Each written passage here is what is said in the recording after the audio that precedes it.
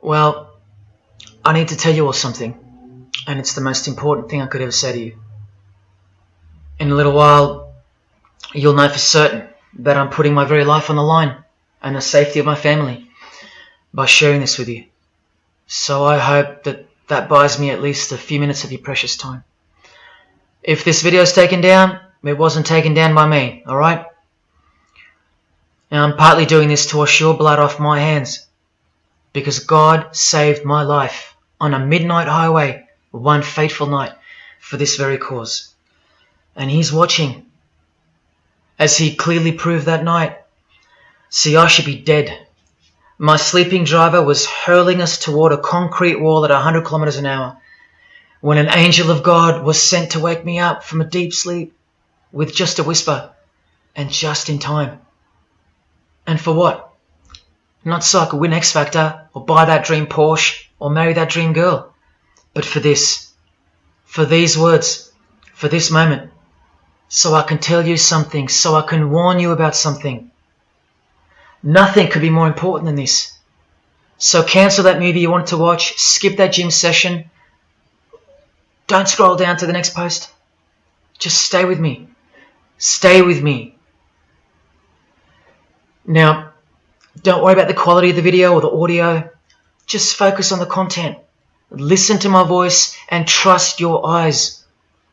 Most of you won't care for the shocking thing I'm about to expose to you, because no one cares. No one cares. Not my exes, former friends, former bandmates, work colleagues, parents, family members, strangers. No one cares. But still, I'm doing all this for one person. One single human being out there. God is calling you, and He's looking for the last ones before the storm. And if you think you know where I'm going with this, please keep watching, because the most important part of this video comes at the end. Everything you're about to hear is a fact, and I'll prove it to you. I will leave no room for doubt. And nothing can stop what's coming. So this isn't a call for an uprising, boycott, protest. No. The Titanic is sinking, and it's unstoppable. All I'm going to do is point you to the life raft. And if you want to ignore me, then fine, proceed at your own peril. God knows I've tried. If you want to mock me, then at least share the video. Let others mock me too. Tell your friends. Check this freak out. Anything to help me reach someone who has eyes to see and ears to hear. And like I said, in a few minutes, you'll know why my well-being is in danger, and that of my loved ones too. Now let me ask you something real quick. Who do you think, generally speaking, runs the world? What type of people are the leaders of our countries and corporations, and the rich and the famous too? I mean, like, are they Christians? Do Christians run the world? Well, no, of course not. Buddhists? No. Do Muslims run the world? No. What about atheists? It's got to be atheists, right? Because we've come such a long way as a society, and atheism is the rational state of mind for the modern type of person, right? No. What about a mixture of people? Different types of people run the world. Let me tell you something. All the leaders from Africa to Europe to the Middle East, Israel, Syria, Iran, all the way to the Americas, all these people, and we'll get to the celebrities in a second, they're not atheists, Buddhists, or Muslims. No. What if I told you that they all belong to the same religion? A secret religion. One that none of them are allowed to talk about. One that you should worry about, because it affects you beyond belief in ways that you never imagined. Before I tell you what this worldwide secret religion thinks of you and plans to do to you, let me tell you what this religion is. And how do I know about this religion? Because I used to belong to it. And today I'm renouncing it publicly, breaking my oath of silence, which they imposed upon me and every single other member during ceremonies under the penalty of death. That's why my life is in danger.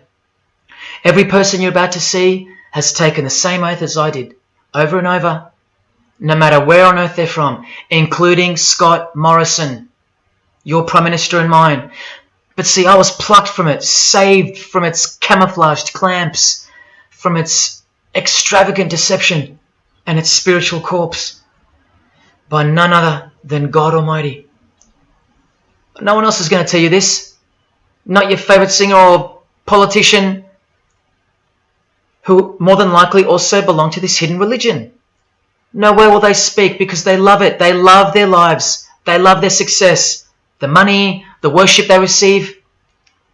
And then there are those who have left but have never broken their oath out of fear. Trust me, you don't know who you're messing with here. The few that have spoken out, well, they lost everything. Or either their reputations and livelihoods are threatened or destroyed, or they're framed for a crime and end up in jail, or they're murdered and made to look like an accident or suicide. Now, just for the record, the God that saved me, which God was that? Jesus Christ, of course, the one and only. And he's the only one they hate, along with his disciples. So I'm invincible until he's done with me. That's why I don't fear him. Now please don't let the name of Jesus scare you off just yet, because if you're an atheist, you're especially going to want to hear this. Christians and atheists are the most pathetic bunch in the eyes of this ancient religion, the one that rules them all. And I'm only going to show you the tip of the iceberg. And just like an iceberg, the full body of this secret religion continues down past the line of sight, beneath the ocean.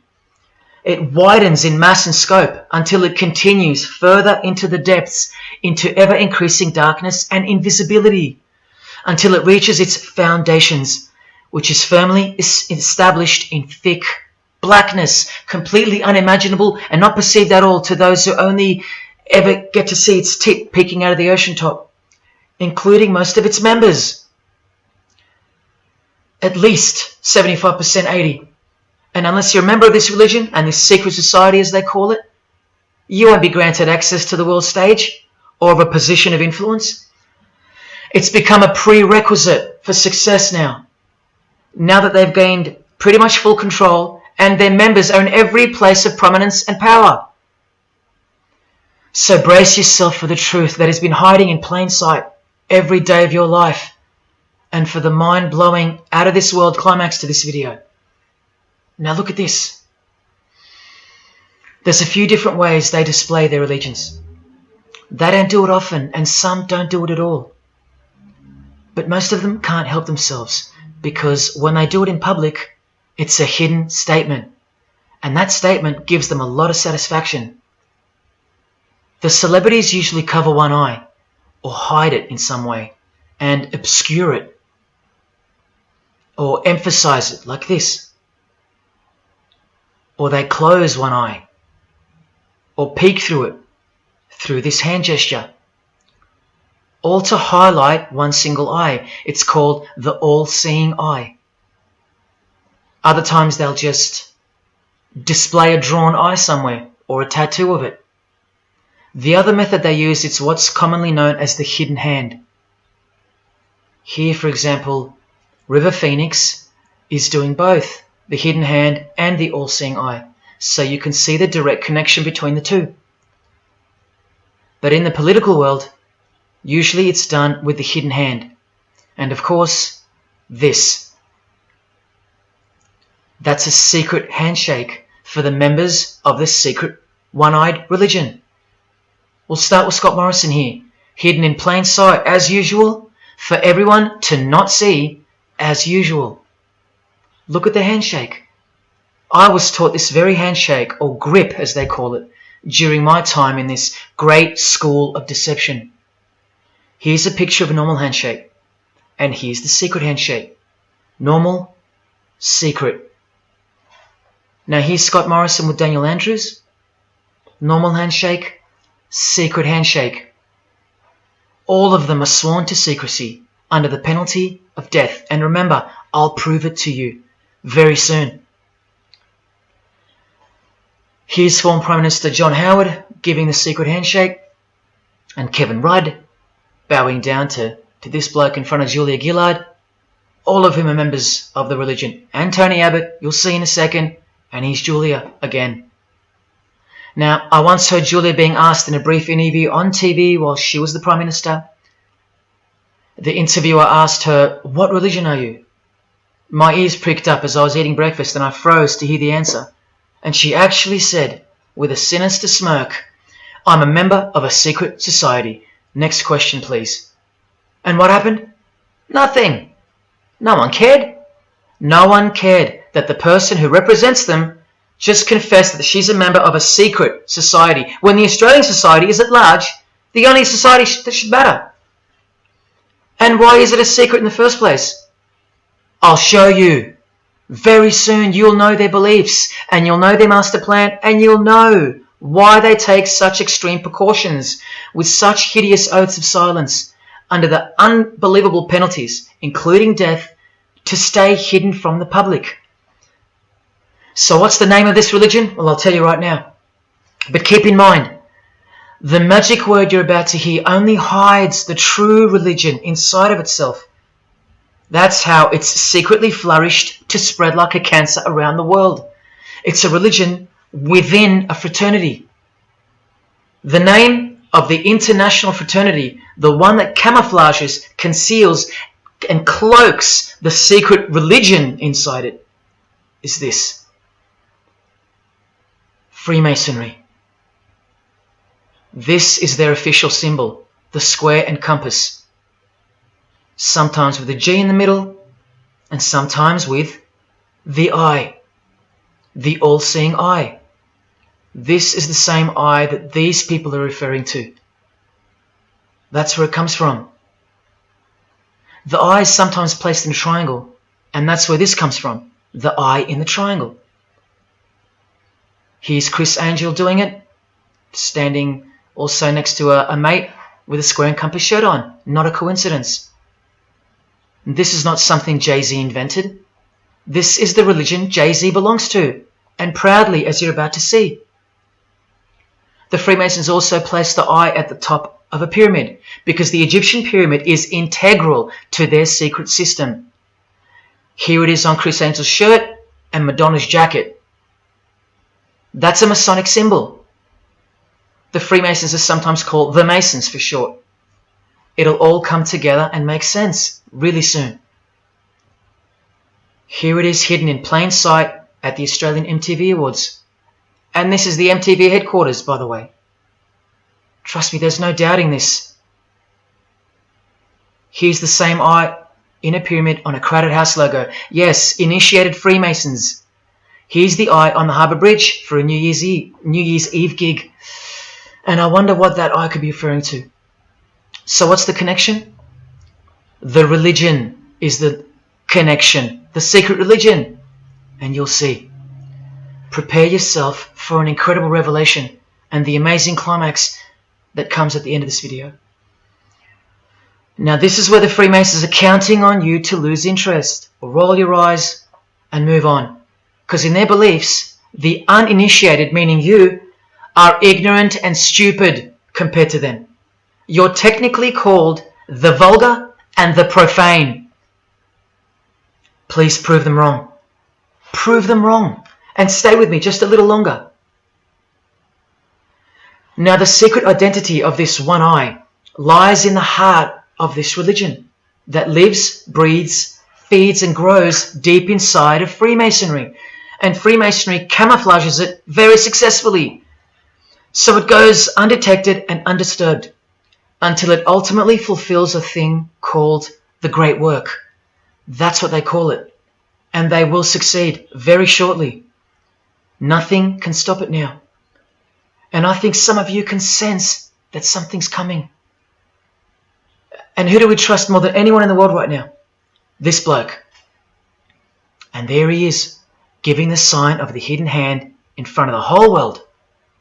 The hidden hand sign is technically called the sign of the Master of the Second Veil in Freemasonry. Veil, get it? Meaning hidden. Now, am I saying that this thing that's happening in the world isn't real? No, I'm saying this. spoken like a true Freemason. And you remember this guy? A safe place and a dangerous place. We must treat this new world order, this new world of COVID, we must treat this new world of COVID even in our own homes. So what is this New World Order that he accidentally mentioned? It's common language in Freemasonry, and it has been for a long time. For at least this long. Since the US $1 bill. Hidden in plain sight, complete with the pyramid in the eye. It's the ultimate goal of this religion. And I'll show you what the great work is, at any cost. And Australia, like every other country, is now up to its neck in this pyramidal, one-eyed, occult religion. You think there's nothing hidden on our own money? What about this shadow of a bloke? Who's he hiding in the background? Well, these numbers right here will tell you. And I'll show you that too. Did you know there's a giant pyramid in Australia? You want to see it? Sitting right at the centre of Australian power? Look closely, because you'll miss it. Because that's the way they designed it. There it is. Hang on. Do you see it yet? And what about now? That is the frame of an Egyptian pyramid, which we can now firmly call a Masonic pyramid, complete with a missing capstone. And if you're still in doubt that you're looking at a pyramid, there you go. A perfect to-scale pyramid hiding out of sight inside the giant frame that surrounds it. This is going to be so unbelievable to you that you probably won't believe it. Or if you're that far gone, if you really have lost touch with your own soul, you won't care. And you'll miss the opportunity to have your own eyes open first to the worst news and then to the best news you could ever wish for on this God-forsaken planet in which you're destined to lose everything you have and everything you love until eventually you lose yourself. We have to establish what this religion that's hiding inside of Freemasonry actually is, and we will. And it's shocking, but it's reality. The symbol of the Freemasons itself is not what it seems. It's a squaring compass on the surface, but it conceals something that'll become obvious when I show you. But before we uncloak Freemasonry to see its true nature, its ugly face and its shameful nakedness, because I gave you my word that I'm going to prove it to you. This is the oath they have to take. This is the oath that I took. And your favourite actors and singers, just about all your heroes, just about, even some of your relatives, who probably have no idea what Freemasonry is or was, and why they took such gruesome oaths. So for those who are going to say, my grandfather was a Freemason and he was a great bloke, or don't the Freemasons run that retirement home? Just wait. Because I'm talking to Freemasons here as well. And don't you worry, they're going to come out of the woodworks. But they're all under the oath of secrecy. Don't forget that, no matter who they are.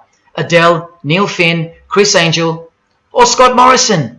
The oath comes first. And here it is. This is taken from an official Masonic publication, not intended for the public. This is Duncan's Ritual of Freemasonry. In brief, I, of my own free will and accord, do hereby promise and swear that I will never reveal any of the secrets, arts, parts, point or points of the Master Mason's degree to any person or persons whomsoever. This I solemnly, sincerely promise and swear, under no less penalty than having my body severed in two, my bowels taken out and burnt to ashes, so no more remembrance be had of so vile and wicked a wretch as I, should I ever violate my Master Mason's obligation. So now you know what they think of me. I'm a vile and wicked wretch for breaking my oath. So how can anyone ever trust a Freemason when he speaks about Freemasonry? Unless you're speaking to a rare breed like me. Never reveal any parts, not even a single point, to anyone. Here's another penalty from another degree, this time from Richardson's Monitor of Freemasonry, a legitimate Masonic publication for instructing and laying out the ritual. Binding myself under no less penalty than having my throat cut across, my tongue torn out by the roots, and my body buried in the rough sands of the sea. These are the penalties they swear to. And yes, the lodge has penal authority to execute. This is how they look when they're initiated. They have to remove all their clothing and jewelry, including wedding rings, crucifixes, the most meaningful things to them, no matter what. They have to go, because complete allegiance to the society is required. You're blindfolded at every initiation because you symbolize someone who lives in utter darkness before you receive the light of Freemasonry. And that light will become so obvious to you in a bit. The secret that is being unveiled by incremental degrees to the candidates in the lodge is staring us in the face in daily life. And that truth is pretty scary if all you know and all you have is this world. But they know much more than that. At one point, when the blindfold comes off, this is what you're surrounded by. Blokes dressed like this, holding swords to your face. And that's nothing compared to what comes later. So your own wife or daughter don't qualify for discussion in these matters, unless they too are initiated to the same level as you. So please don't tell me that your grandfather or your neighbour is a Freemason and that there's nothing wrong with Freemasonry. How would you know when they're under oath never to reveal anything to anyone? The whole successful system is constructed by the art of lying to the public and to their own members of lower degrees. And we trust these people. Now here are the illustrations for the signs and handshakes. And you only receive them after the oath has been taken. This is the sign you do upon entering and exiting the ritual room while facing the Grand Master. It stands for throat slit. And it goes like this. A continual reminder of where you are and what awaits you if you have a change of heart or rebellious spirit. And here you have the illustrations of the secret handshakes. Look familiar? And this is the sign of the Master of the Second Veil. See? Purely Masonic. You don't pick this stuff up off the street. Now this is how it's generally executed in the public arena.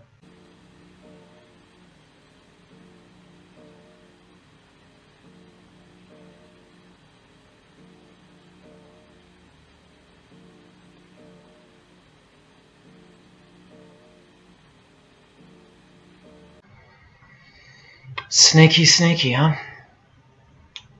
So when you see this, or this, you know for certain where it comes from and who they belong to. Look at Kramer on the front page of the privately circulated Freemason magazine, officially a Mason, like fellow brother Tony Abbott, and he's doing this. That's a direct link to the mysterious all-seeing eye of Freemasonry. There it is on the walls of the inside of a lodge room. So there's no reason to doubt that those who do this belong to this. This is another sign they do quite prominently. It's the sign of silence. This is from Richardson's Monitor of Freemasonry again, a finger over the lips. Now these signs are slightly morphed over time, so covering the mouth in a variety of ways is the expression of being bound to secrecy and silence. Silence or death, as Little Wayne here is portraying. Here's the oath of a second-degree Freemason on page 21 of Richardson's Monitor of Freemasonry. Binding myself under no less penalty than having my left breast torn open and my heart and vitals taken out, thrown over my left shoulder, should I wilfully transgress any part of this my solemn oath. In this degree, the penalty is to have your whole body dissected, bowels removed and heart cut into pieces and thrown into a field where you are eaten by animals, all to protect the secret religion of the rich, powerful and famous. In the Knights Templar degree, the penalty is to have your head cut off. Listen to this penalty. And this one has happened throughout history more than any other, because it works so well without having to resort to death or the threat of death, and it's easier to execute. Now this applies to all areas of industry. It's done through the ruining of your reputation by fellow Freemasons, pointing him out to the world as an unworthy vagabond, by opposing his interests, making life very hard for you, by deranging his business, by transferring his character wherever he may go, and by exposing him to the contempt of the whole fraternity, the secret society, and the world. Wow! How many people do you think they've threatened, ruined, framed, cheated, and utterly destroyed to protect their secret religion? And in case you think the Masonic Lodge hasn't got the authority over the initiates, especially the ones in the high degrees, this is from the Encyclopedia of Freemasonry. Under mandate, the orders and decrees of the Grand Master or of a Grand Lodge are called mandates, and implicit obedience to them is a Masonic obligation. And in Sickles' Monitor of Freemasonry, you plainly see they have a right to kill. A lodge has a right to exercise penal authority over its members. Exercise the penalties. So don't let a Mason tell you, oh no, that's just symbolic, the oath. Their laws are above the law of the land, and the proof are the oaths themselves. Because in normal society, you can't ask someone to accept having their throat slit as a penalty in order to be a member of any club or workplace. Unheard of. But not in Freemasonry, not in the secret society world. I told you, you don't know who you're dealing with and what's coming for us all. Here's what they think of the public. Here in speaking to the candidate, it's stated, but have a care not to defile the sanctuary by a spirit of curiosity, meaning don't try to join us just for fun. And take care not to increase the number of the vulgar and profane, meaning don't invite too many outsiders to join because they're vulgar and they're profane. This is more or less an invitation-only fraternity. Here from the Encyclopedia of Freemasonry again, written for Masons only and written by 33rd degree Masonic legend Albert Mackey, stating the same thing. Masonic definition of profane. One who is ignorant of the sacred rites of Freemasonry. One who is not allowed to enter the temple and behold the mysteries. And here, being uninitiated. That's the world at large. And here from this old ritual book written by the same legendary author, in the 33rd degree initiation, the Mason drinks wine from a human skull, which has been the cause for a few to leave Masonry, because they wonder, whose skull is this? In the 30th degree, part of the ritual involves stabbing skulls. Illustrated right here. The process of submitting the member further and further involves things like this. See, the candidate who's seeking admission into the next degree to receive more light has to be humiliated and intimidated. This guy here has his foot on the candidate's head. This is what our celebrities and politicians and the most prominent members of our society have done and continue to do. No one is exempt from this. And this is the intimidating and frightening path that you must take that binds you to the secret society before you are revealed the true beliefs of the religion. So can you see the risks I'm taking? You have to stay till the end. Don't let me down. Don't let yourself down or your fellow man. Believe me, it'll be worth it. Now here's one of the 3 greatest Freemasons of all time, who actually helped construct the 33 degrees or rituals of modern Freemasonry, Albert Pike. A hideous man with a deeply complicated mind, and one who will soon help you to see who they really are. This is how important he is to Freemasonry. He's buried here, in the House of the Temple, a Washington Masonic Lodge, just around the corner from the White House. He was called the Grand Commander, Sovereign Pontiff of Universal Freemasonry, a giant of this secret society, the only Confederate general who has his own statue. And who were the Confederates? The dudes that fought for slavery, not against it, defeated by Abraham Lincoln, who was surrounded by these Freemasons, and who was assassinated by this one. John Wilkes Booth doing the same sign of the Master of the Second Veil. A Freemason assassinated Abraham Lincoln. Undisputable when you have the eyes to see. Now, Albert Pike writes in his colossal work, which some refer to as the Bible of Freemasonry, called Morals and Dogma, and on page 113 he says, "What can there be in common between the vile multitudes and the sublime wisdom?" That's what Freemasons possess, sublime wisdom. That's what their secret is. It's sublime. The secret I'll reveal to you. Now just quickly, here's Freemason Kanye West. Here he's giving the Masonic grip to his brother Mason Jay-Z. Look at the lapel he's wearing in this picture. It's the same double-headed eagle as on the front cover of the so-called Bible of Freemasonry, Morals and Dogma, written by the Grand Commander Sovereign Pontiff of the religion that Kanye and Jay-Z have been sworn into and thus granted access to international success. His Christian conversion isn't what it seems, and you'll soon see what job he has to do. Now look at what else Freemasonry thinks of the uninitiated, from the words of the Grand Commander himself. The truth must be kept secret, and the masses need a teaching proportioned to their imperfect reason. I hope you're listening, because we're about to get going here. These truths were covered from the common people, as with a veil. There's that veil again. And the mysteries were carried into every country. Freemasonry was secretly imported from the East into the whole world to weave its web in the darkness, to increase and advance its agenda. The sages, meaning the enlightened ones, always had an esoteric creed, unknown to the vulgar.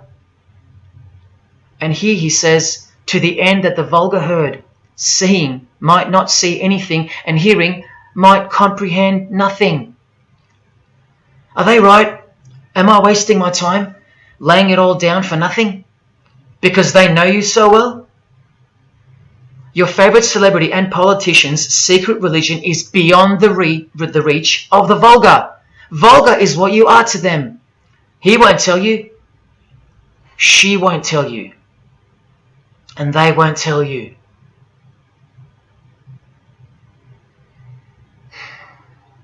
Because the other obscene penalties from the rituals of Freemasonry include having your ear and hand chopped off, or both hands, being hung in your own home, and my personal favourite, having the top of your skull cut off so your brain is cooked in the sun. Now can you imagine what they're hiding? And then the ritual monitor goes on to illustrate the same secret handshakes and signs. Hidden hand, sign of silence. These people mocking us, sometimes to our face with their symbolism, while we respect them, admire them, and sometimes even love them and idolize them.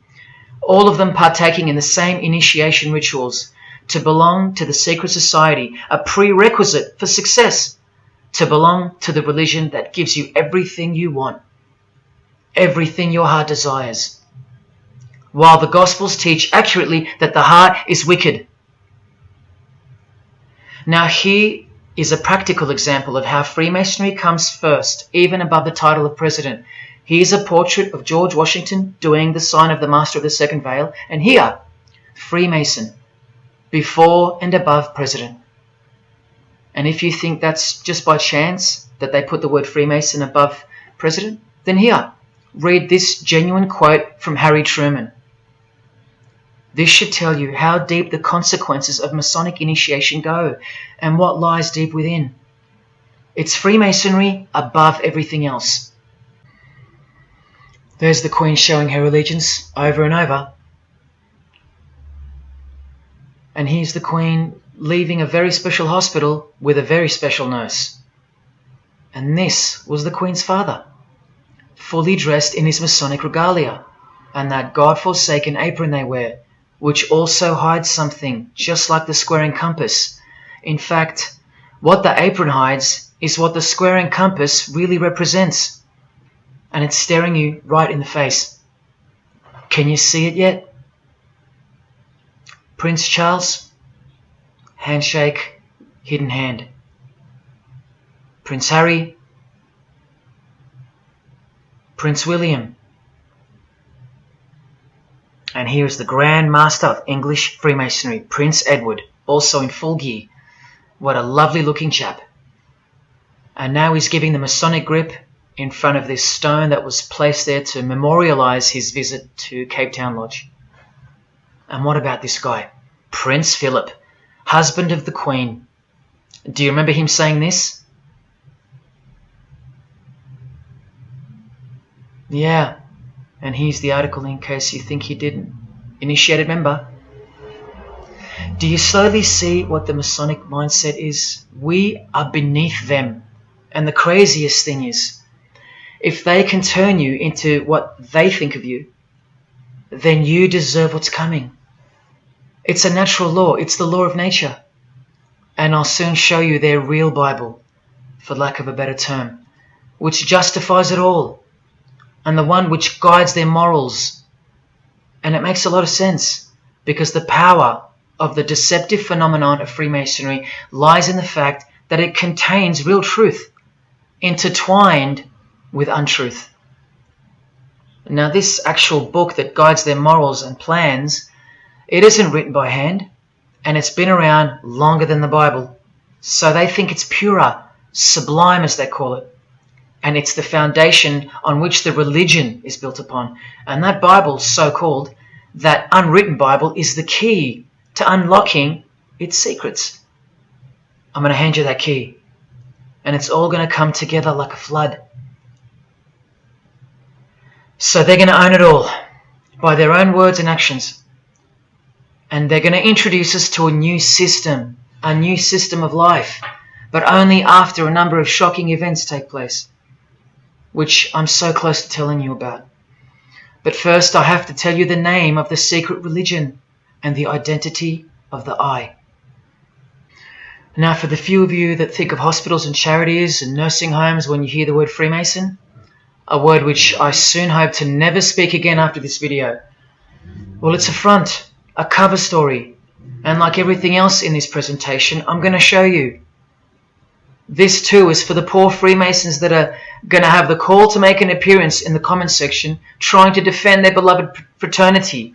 This is 33rd degree Freemason Manly Hall, who was named Freemason of the Century by the Scottish Rite Journal in 1990. And you'd be surprised how many Masons haven't ever heard of him, because they don't bother entering the Masonic library and searching out the mysteries themselves. These same Masons think they know something, and they parade themselves on websites and social media, calling people like me, oh, he's just an anti-Mason, anti-Mason. Blind fools at best, deceivers at worst.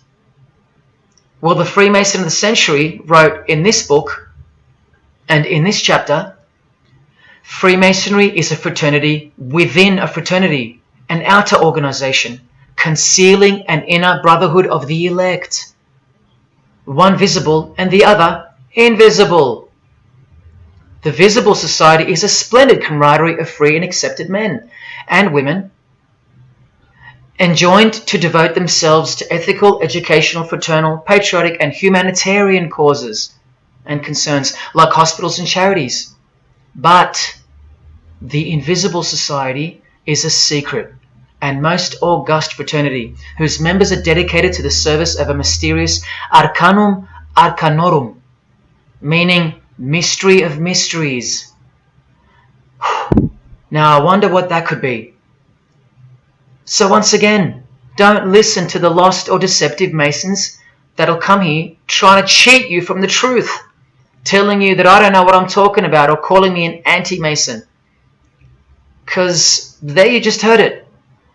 There's a Masonry for the majority of Masons, and then there's the real thing, the secret religion, which should shock you when it's announced. These same lost or deceptive Masons also love to repeat, like parrots, that Freemasonry is not a religion. Well, what does the Freemason of the Century have to say about that? From this book, he writes, Masonry is essentially a religious order. Not just a little bit religious, but essential. And here, the iconic giant of Freemasonry says in Morals and Dogma, every Masonic lodge is a temple of religion, and its teachings are instructions in religion. So please, sit down, Masons, because Freemasonry is a religion. And soon, I'm going to tell you what it's really called. Now look at this from the same book, and speaking about fellow Freemasons being initiated in the lodge room.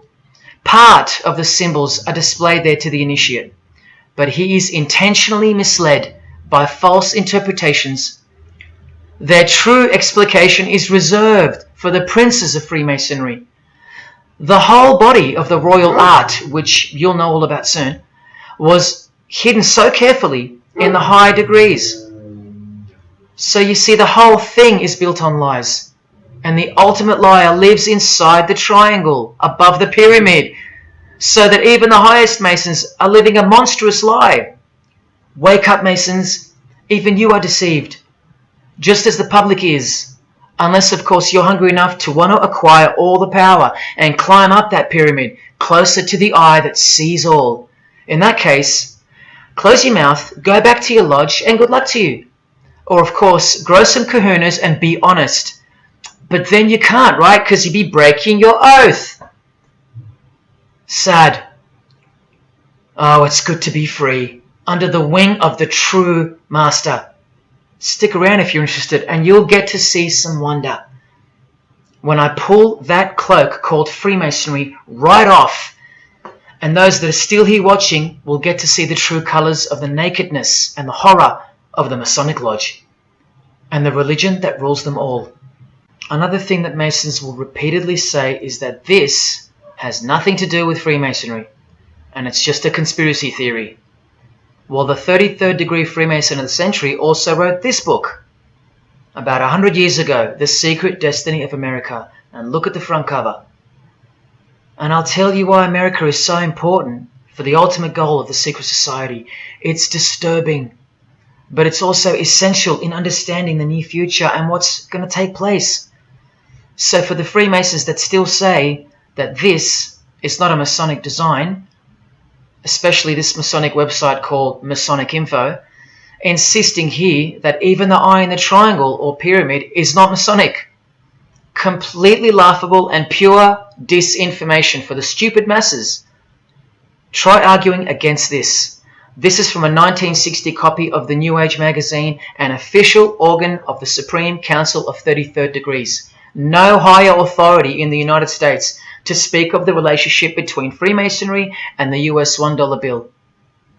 Masonic symbolism in a $1 bill. Look at them all. 13 leaves, 13 bars, 13 feathers, so on and so forth, and of course, this. The Masonic all-seeing eye. Located in the pyramid. So, you think this is a conspiracy theory? Or just a plain conspiracy? Well, here's JFK, yes, a Freemason, but one who had enough when he wanted to print money disassociated from the Masonic central banks, just like Abraham Lincoln, and he paid the price for it as well. Listen to the speech we never hear about in school, more proof that they control the education system here and everywhere. Please, just have a quick listen to this. Ladies and gentlemen, the very word secrecy is repugnant in a free and open society, and we are, as a people, inherently and historically opposed to secret societies, to secret oaths, and to secret proceedings. For we are opposed around the world by a monolithic and ruthless conspiracy that relies primarily on covert means. I am asking your help in the tremendous task of informing and alerting the American people.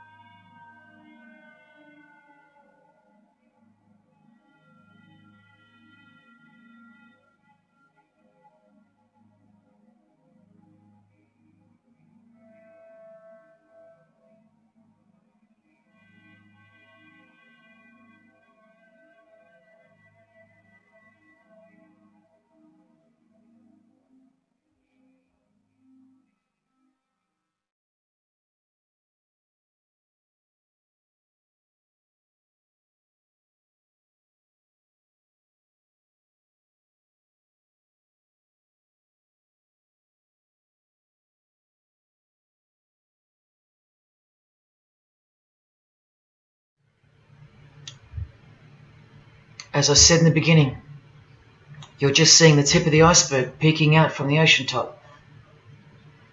I told you, all personalities in the field of great influence are initiated members of Freemasonry.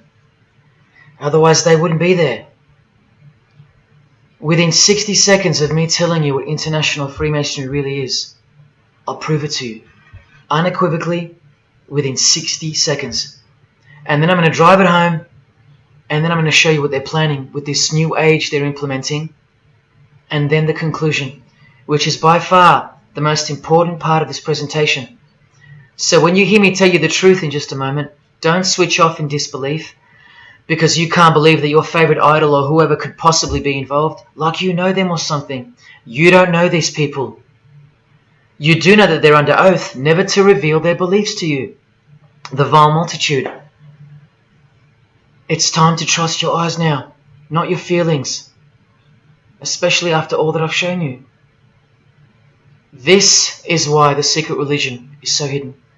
This is why it's so ingeniously designed through layers of lies upon lies, cloak upon cloak, and oath upon oath, concealing the truth for its chosen few. What is Freemasonry? What is the most secret yet most powerful religion in the world? Well, that's easy. We live in an evil, evil world. So there's only one religion that befits it. Freemasonry is Satanism in disguise. Now start the clock. From Morals and Dogma, prepared for the Supreme Council for 33rd degree. That's the highest degree in Freemasonry, and written by the undisputed heavyweight champion of modern Freemasonry, Albert Pike. On page 321, he boldly states, Lucifer, the light bearer. Strange and mysterious name to give to the spirit of darkness. Lucifer, son of the morning. Is it he who bears the light? Doubt it not. Did you hear that? Lucifer is God, and do not doubt it. Come on now, stay with me. Here from the Encyclopedia of Freemasonry, written by 33rd degree Freemason, a beloved member of the craft, Albert Mackey.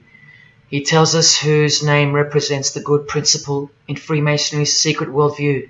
Writing under the Masonic meaning of the word pentagram, he says that the pentagram, depending on its position, represents good or evil. See how he puts the positive aspect in the first position? Good first, evil second. Good or evil, light or darkness, victory or death, initiation or profanation, Lucifer or Vesper. Lucifer is good. Lucifer is light. Lucifer is victory. And Lucifer is true initiation. See, if you're not initiated, you're profane. If you haven't figured out that God is Lucifer, you're vulgar and profane. You're stupid, in their own words. That's the beginning of their big secret. God is the devil, and we're already in hell right now. Now from the Freemason of the Century, Manly Hall, and this will make it 3 out of 3 legends of Freemasonry stating the same thing. In The Lost Keys of Freemasonry on page 76, when the Mason learns that the key to the warrior on the block is the proper application of the dynamo of living power, he has learned the mystery of his craft. The seething, surging energies of Lucifer are in his hands. Do you see? The world's hidden religion, with its universal one-eye symbolism, who was revealed slowly and by degrees only to its dedicated members, is Satanism, or Luciferianism as they prefer to call it. Now all the oaths make sense, don't they? Now all the rituals make sense. Now all the penalties make sense. And their secret signs and symbols and handshakes all make sense. While the bulk of Freemasons make the external image of the fraternity and know nothing of who rules over them and who or what they're protecting.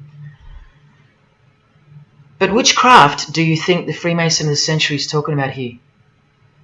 Which craft? Which craft? Which craft? witchcraft. You need to slowly wake up now. Witchcraft is the royal art of Freemasonry, jealously guarded and reserved for the few. I'll show you clear as day that this is in fact true. This is the symbol of Satanism. And this is the symbol of the lodge of female Freemasonry called the Order of the Eastern Star. Look at that. Satanism, Freemasonry. Trust your eyes. This is the symbol of the Church of Lucifer, founded by a 33rd degree Freemason, which I'll prove. Look at the Masonic squaring compass in the design. The Church of Satan and Lucifer, two sides of the same coin, nurtured and brought to an organized international level of power and influence by Freemasonry, in secret, and all done right under our noses. And if you think that your politicians or religious leaders or favorite idols can't be a part of this, you have to try and snap out of it, or suspend your everyday beliefs just for a moment, and I will clearly show you how it's not only possible, but it's actual.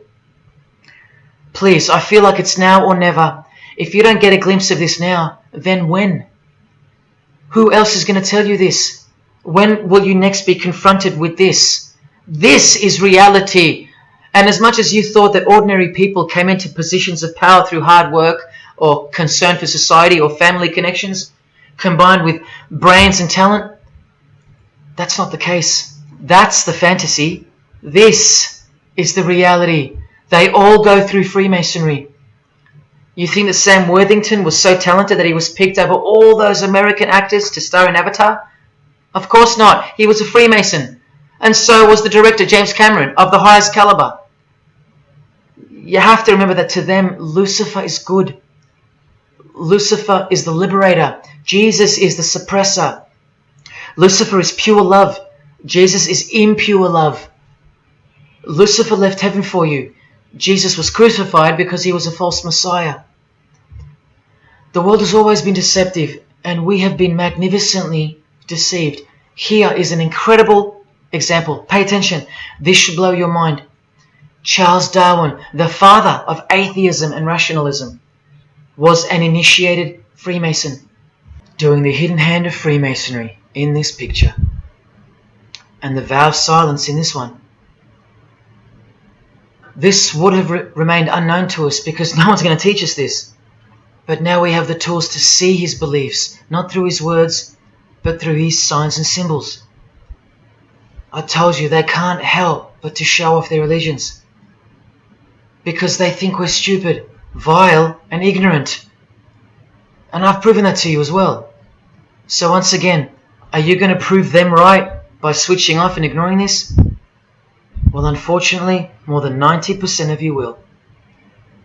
What I'm giving you here is priceless knowledge, because no amount of money or success can substitute its importance. And I'm risking everything but my own salvation to share it with you. If only for the few of you. Think about what you've just seen here with Charles Darwin, because I don't know if you got it. You cannot be accepted as a candidate of Freemasonry unless you believe in a supreme being, as exemplified here with Phil Collins, speculated by some to be an atheist, but this seems impossible because being a Freemason, he has to believe in a higher power, or more accurately, supreme being, and I can personally vouch for that. And look here in the Masonic Oath itself.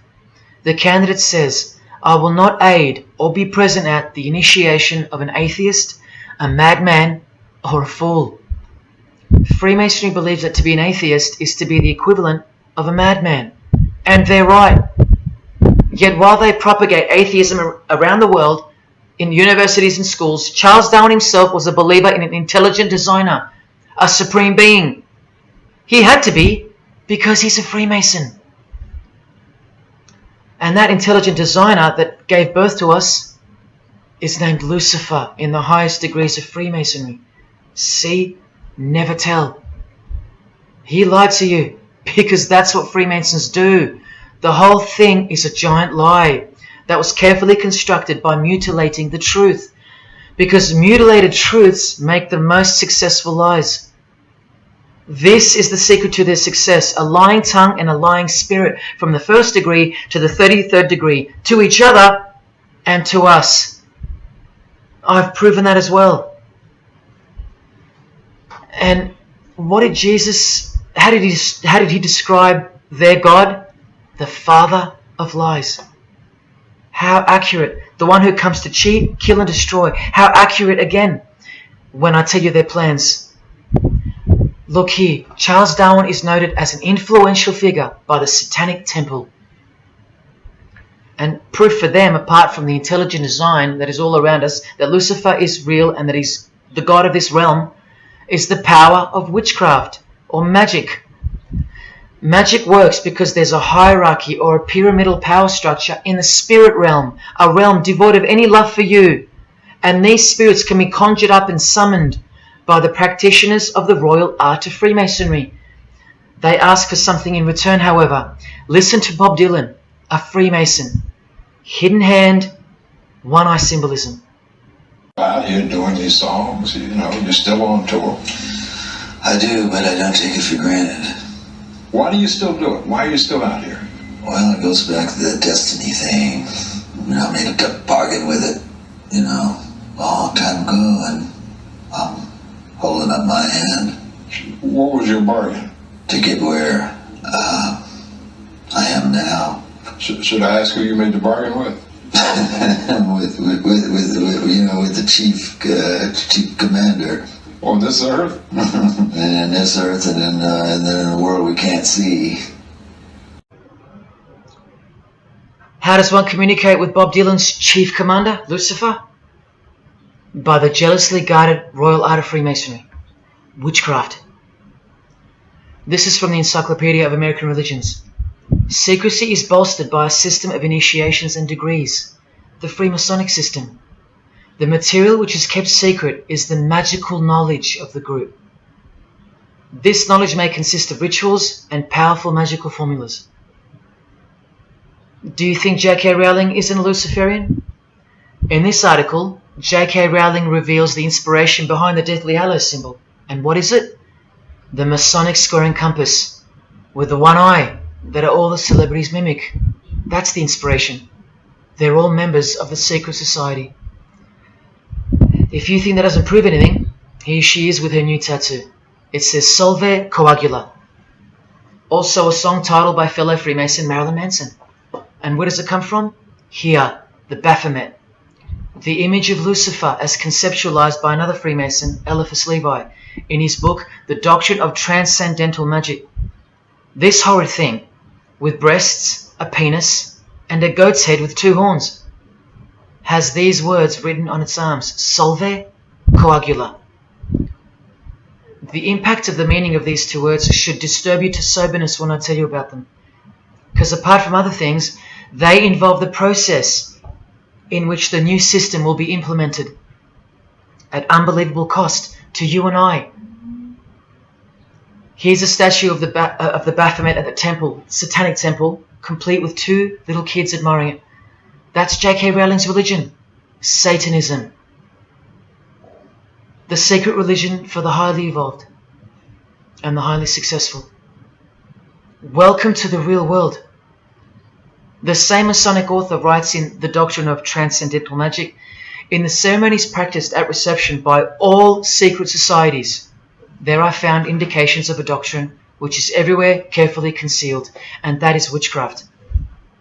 And in his History of Magic, he tells us it is the royal art, and that's what Freemasonry calls it. And where did he get his inspiration for the Baphomet? From the Knights Templar, another secret society who were banned, and some of its members were executed in the 1300s for glorifying evil, as it's openly stated here in the Satanic Rituals. And where do modern day Knights Templars reside now? Within high degree of Freemasonry, right here. Again from the Encyclopedia, and listen to this. The continuing impact of speculative Freemasonry, which means modern day Freemasonry, provided fertile soil in which new magical orders could grow. Magical orders, meaning other branches of secret societies, of which Freemasonry is the umbrella. Because Freemasonry is the king of secret societies. Just like JFK tried to tell us, it's the prestigious channel that one must go through. And it is the reason that the oldest religion in the world has made a colossal comeback and is now on the brink of success. Which, as I said, nothing can stop now. And again from the encyclopedia, the groups wear ritual garb and meet in magical lodges. And where do Masons meet? In the Masonic Lodge. Like here with a magical pentagram on their checkered floorboard. Are you believing your eyes? Or are you making excuses? Here's another statue of the Baphomet at a satanic temple doing the sign of the horned god Lucifer. The hand sign mimicking the horns on his head. And of course the upside down cross. And here's Barack Obama doing the same sign. And the sign of silence with a twist. Who do you think he's mocking here? You and I. But mainly Christians. Because Christianity is the one force that has stood between you and the inconceivable horror that is awaiting us and is on its way.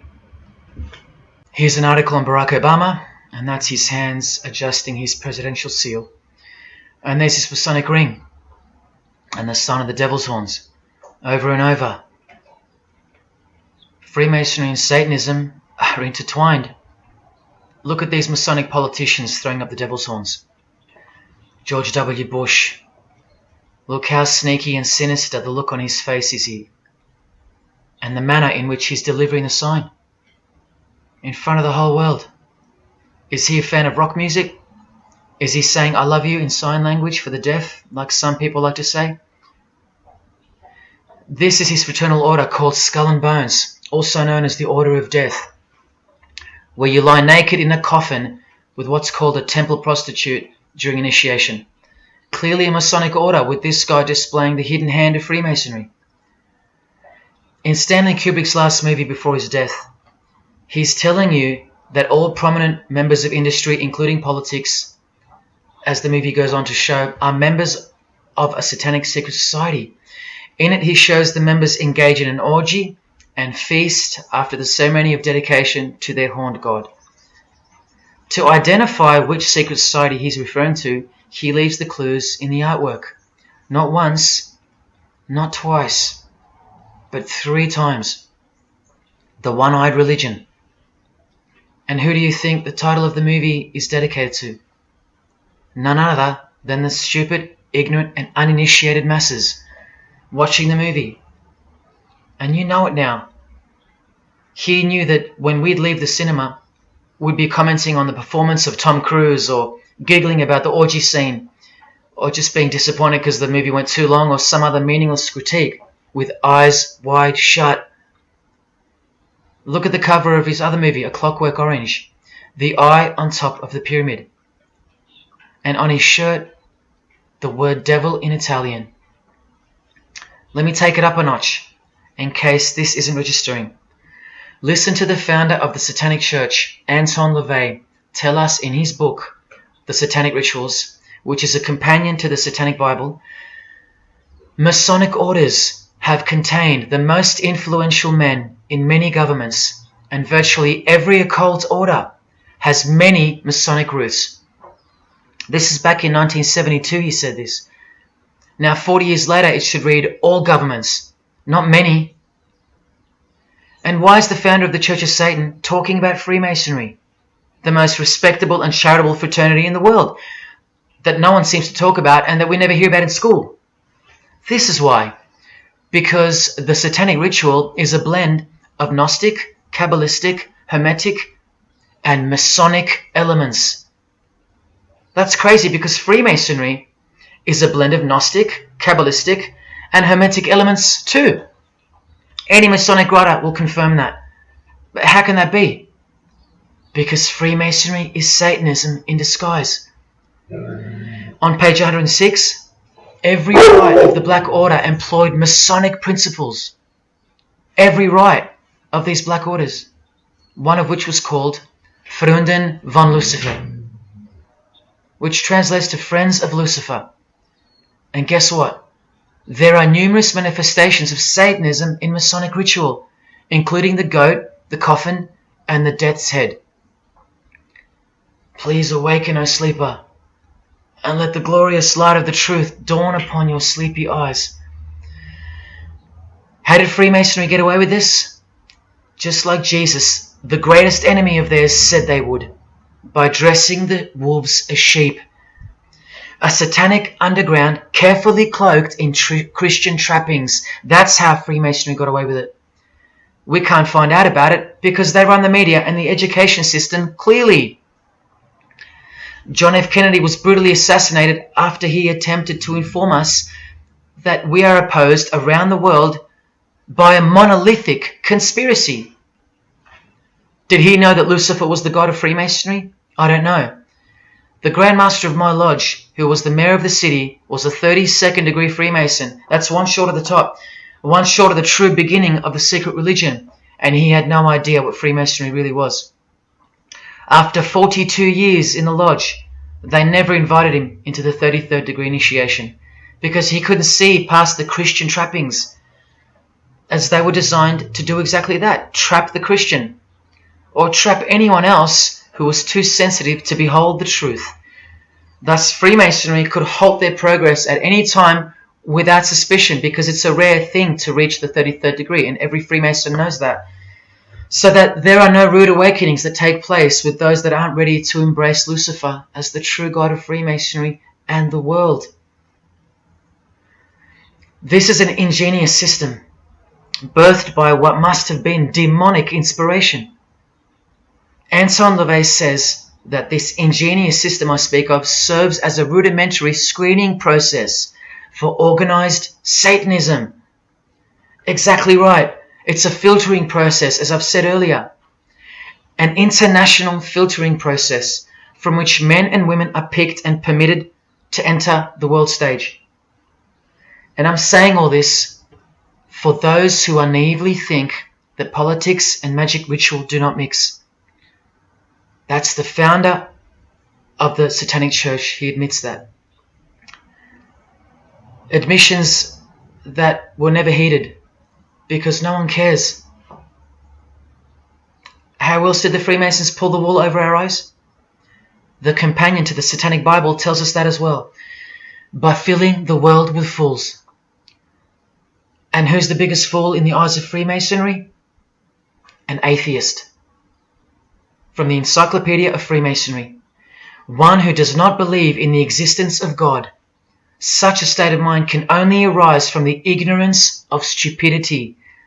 All this time, you're laughing at Christians, and the Freemasons are laughing at you. Here's Brad Pitt, wearing his Masonic ring and covering his eye. Now here's a genuine quote from Brad Pitt, the Freemason. In short, I could really try on something different for myself. That was Satanism. It's working out really well. I made a pact. That's why. You don't believe him? Bob Dylan does. And the hand sign they all do. Allow me to show you what it symbolizes. And now that you know what you know, it should make sense to you. It stands for 666. Yes, indeed. Satan's number, foretold by Jesus Christ. Now just hang on, let me prove it to you. Here it is for all to see on this shirt design, worn by Guns N' Roses guitarist Slash. See the I in the middle of the 6? Repeated 3 times. That's 666. In this one, the design in the shirt is clearly demonstrated by the person wearing it. Another example, the hand sign with 3 6s on the shirt. Here's a movie poster. The hand sign and the 6 on his lapel. Connect the dots. Here's Don Cheadle, the hand sign, and here he covers one eye with the dice. What's the number on the dice that he holds toward the camera? 6. There's literally 3 6s that manifest in the hand sign itself, like this. That's why they do it. Here's Drake with the most obvious example, holding up the hand sign with the all-seeing eye of Lucifer on his bicep. And here, blatantly connecting the 6 to the hand sign on the artwork to one of his songs. The hand sign over one eye, obviously signifying a 6. This is proof. The number is mystical and it's grounded in reality, and it's related to sex rituals within witchcraft. You'll see, I'll show you. But if that's not enough, there. Drake is clearly intending that hand sign to be a way of communicating the number 666. A hater of Christianity and Jesus Christ. But I wonder why. He has everything he desires.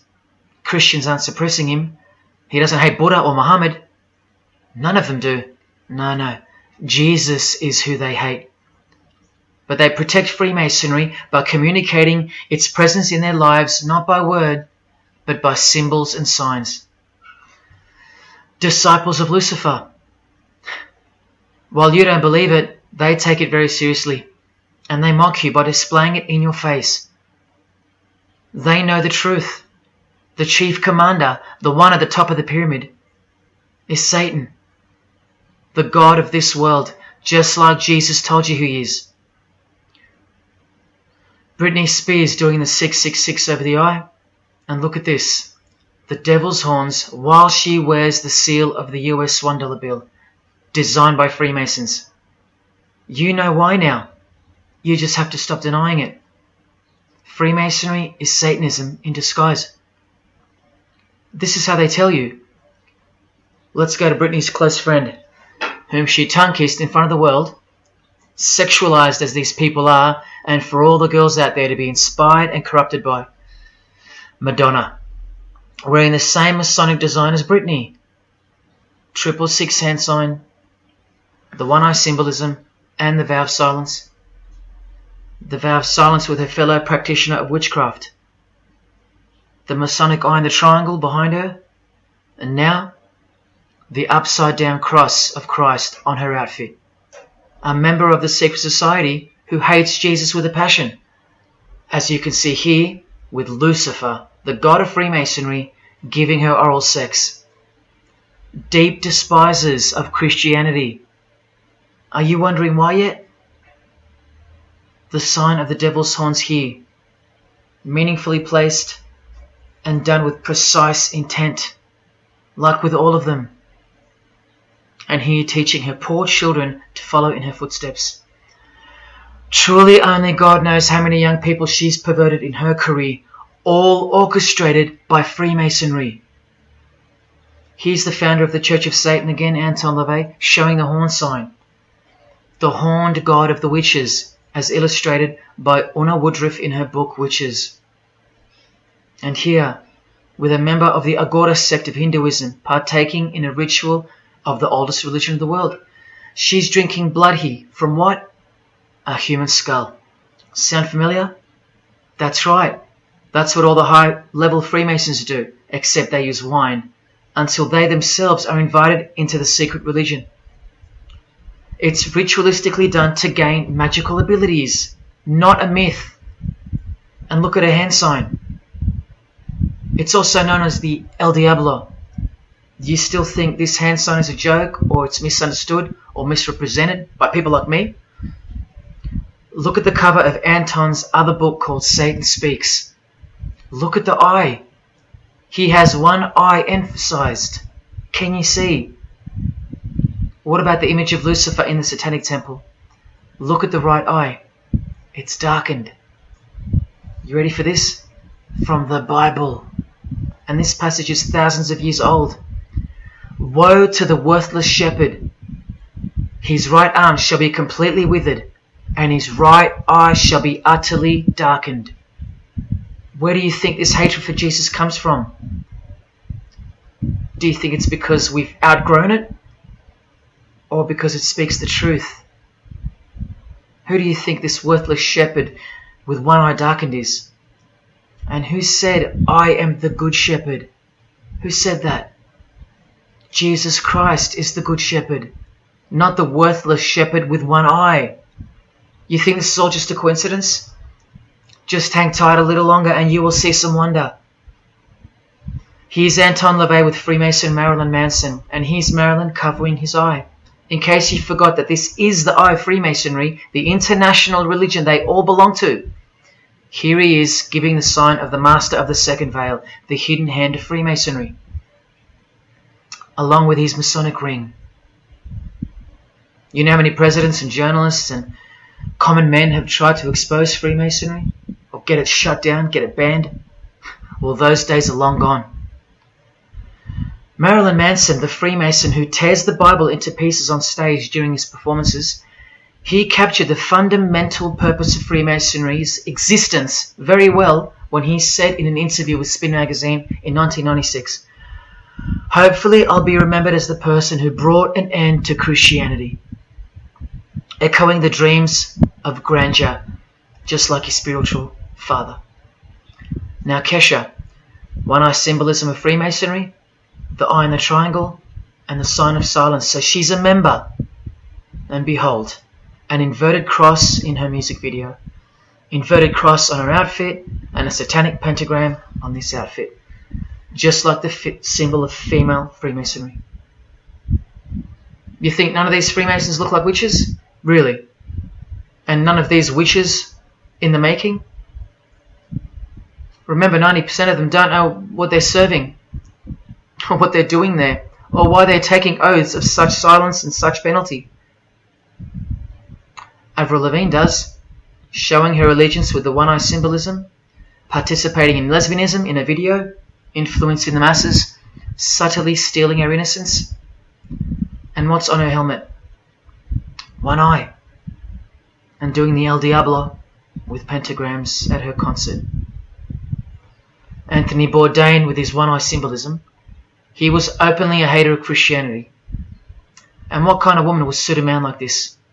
Well, a fellow member of the secret society who hates Christianity too, of course. Asia Argento. One-eye symbolism, again and again. The sign of Lucifer's horns. And this pose of his image. Remember the Baphomet. There's Asia mimicking its pose, complete with the finger position. Creatures with breasts and an erect penis and a goat's head. You know, things you find normal now.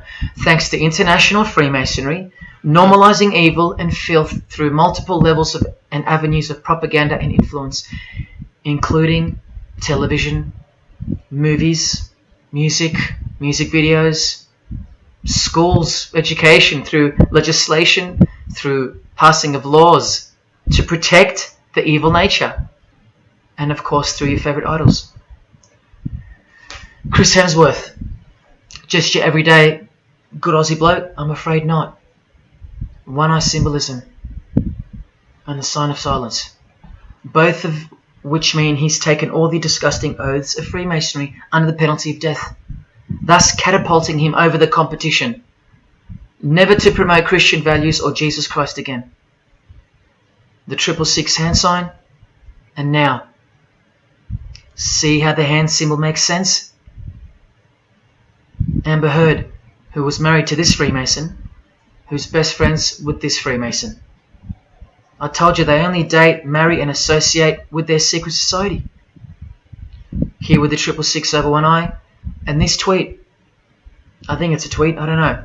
Look at the one eye closed, darkened if you will, and identifying its meaning with the devil's hand symbol. Of course, she camouflages the whole thing with her misdirecting words for the dumb masses. But we can see through that now, right? Oh, look, it's Elon Musk replying.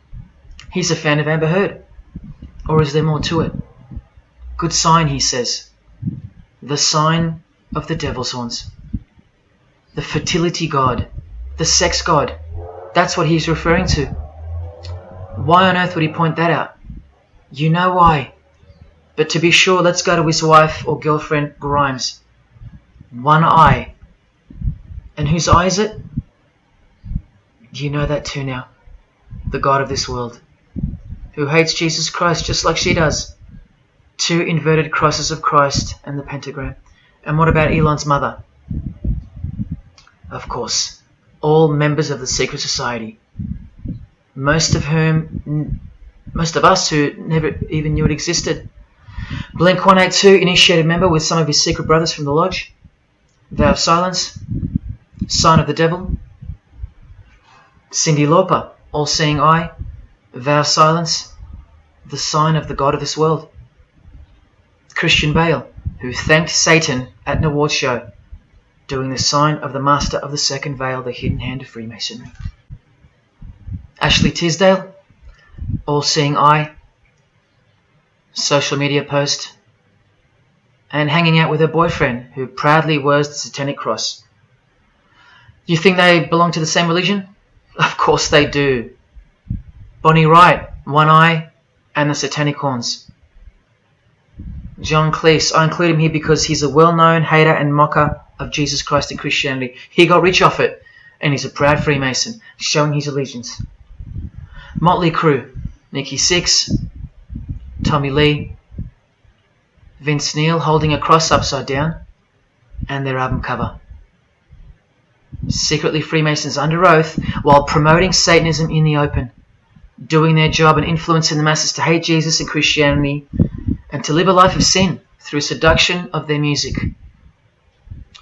Secret Society member Jimi Hendrix hiding one eye and telling you about the secret powers of music.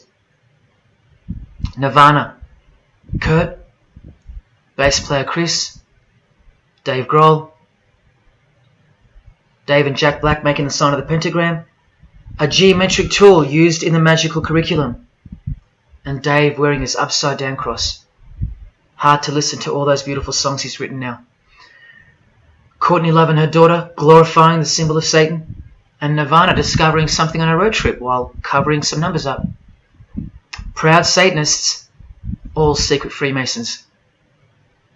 Here's Quentin Tarantino. Now that we know what we know, can you see through this picture to reach its true meaning? The all-seeing eye, whose identity is revealed by the hand gesture, which is 666, with the vow of silence and throwing up the devil's horns, which I hope you can finally see means something. Share. Can this get any more obvious now? The sign of the vow of silence being made with the sign of the devil, telling you that the secret which isn't to be spoken of is Lucifer, right there in front of you. Speaking through signs and symbols, like Confucius said, signs and symbols rule the world, not words nor laws. Cardi B, I just want you to see a few connections between the one-eye symbolism, the 666 hand sign, and the horned God symbol. Eddie Izzard, all-seeing eye, hidden hand, and mimicking the horns of the Masonic God. Oh, but men love the darkness rather than light, as the scriptures put it so solemnly. Look at how precise that statement is.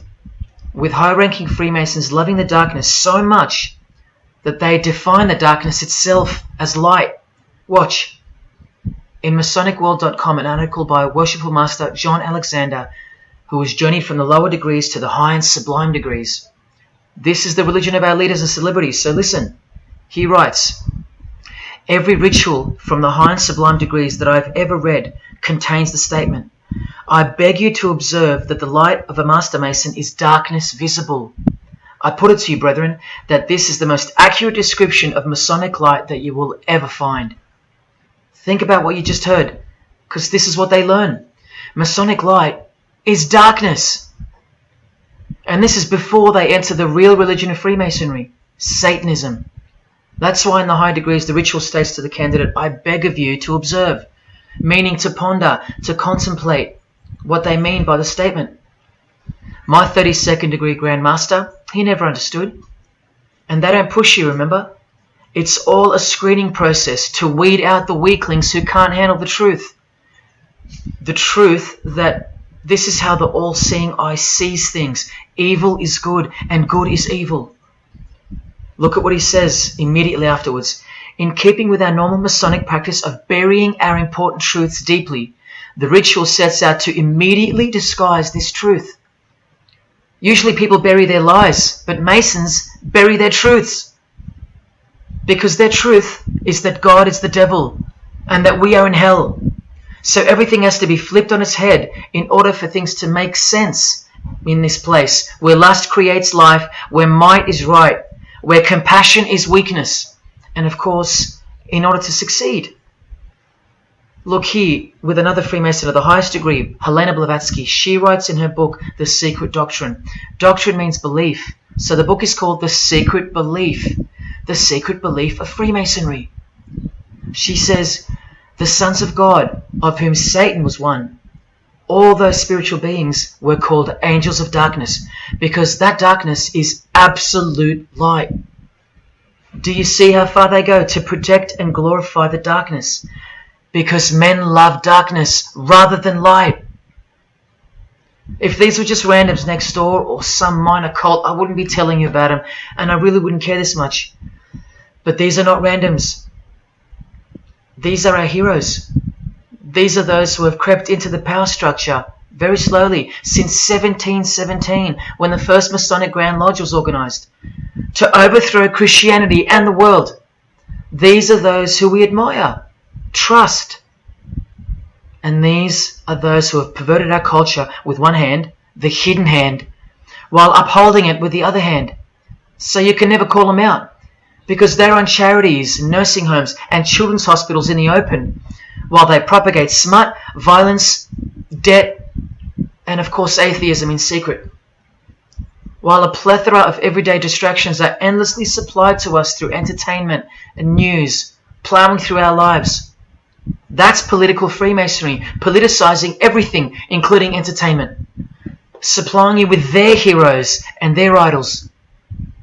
And now that 95% of the world have been spiritually disarmed by thinking, oh, the world is a good place and Jesus is a myth, they've rigged our infrastructure and they're about to bring it down so they can build up their new world from the ashes. A completely new system of life on this planet is coming. I promise you that.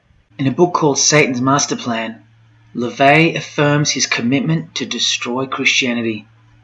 Now check out Anton LaVey, once again in perfect parallel with Freemasonry, stating in the Satanic Bible, waiting at the darkness visible for that bright and morning star.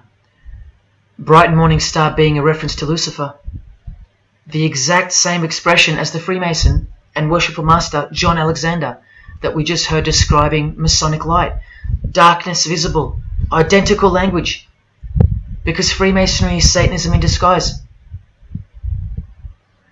This is what the initiated queen of Freemasonry, Helena Blavatsky, says of the bulk of Freemasons in her book. The knowledge of their members about the full signification of their symbols is nil. And that's of course true to the Freemasons listening. How do I know she's a Freemason? Because her diploma was reproduced on page 66 in Freemasonry Universal, Volume 5, Part 2, in the Autumn Equinox, 1929. And also because she's displaying the Masonic penalty sign, like all these Freemasons. Drew Barrymore, all-seeing eye, vow of silence. And see, the symbol of her secret god. Elijah Wood, one eye, hidden hand of Freemasonry, and the devil's horns. Sammy Davis Jr., the eye of the Freemasons is the all-seeing eye of Lucifer. Because here he is with Anton LaVey, the founder of the Church of Satan. So when you see him hanging with other celebrities like Bill Cosby, can you be sure that they belong to the same religion? Sure you can. I told you they don't hang out with the uninitiated. You think the Rat Pack weren't Freemasons? Well, here's their leader, Frank Sinatra, doing the hidden hand.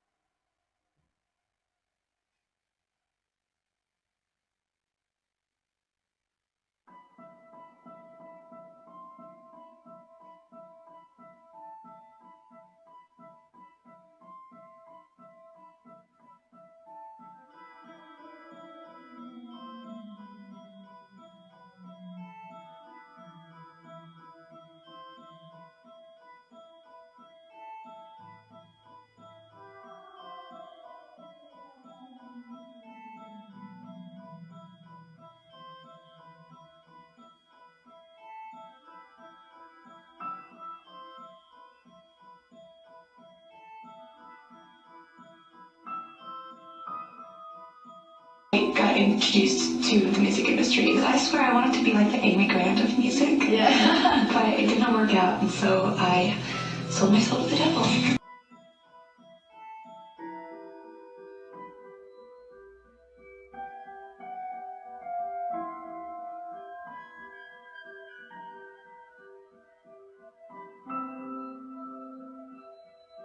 On that, have you considered maybe doing more acting? I only had a few lines.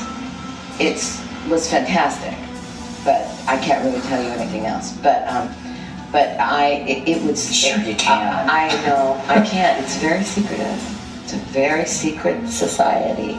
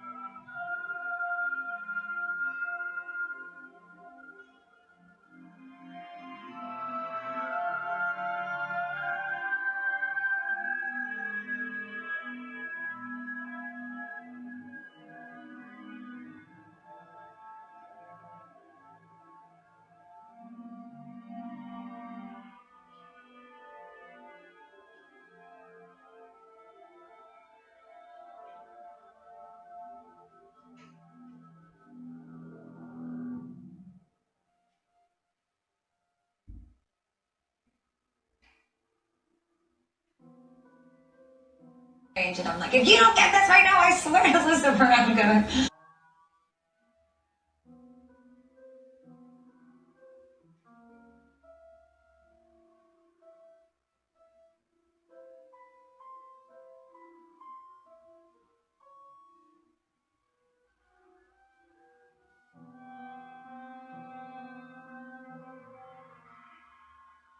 poker facing with your sexuality. When I was making love to my old boyfriend, I used to think about women sometimes. Oh, good Lord. I'm sure he was delighted when you told him. Oh, good Lord. I'm sure he was delighted.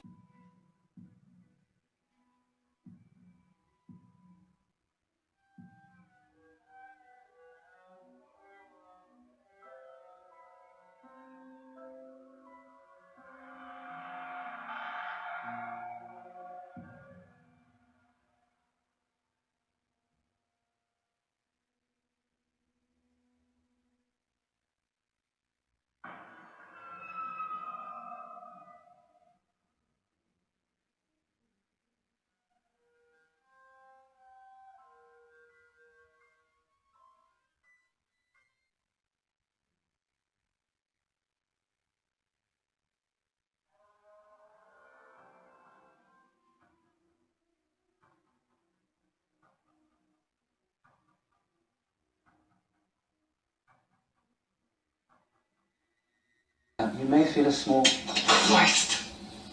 prick. Christ! Prick.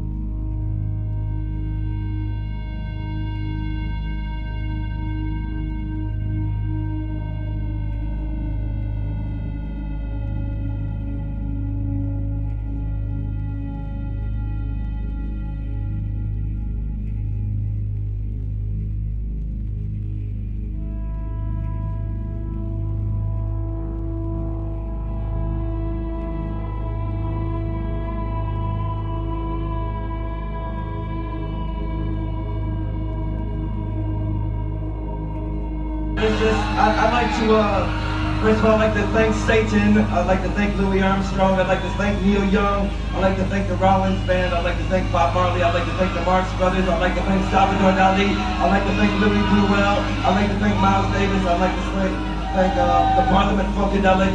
And I'd like to thank you too.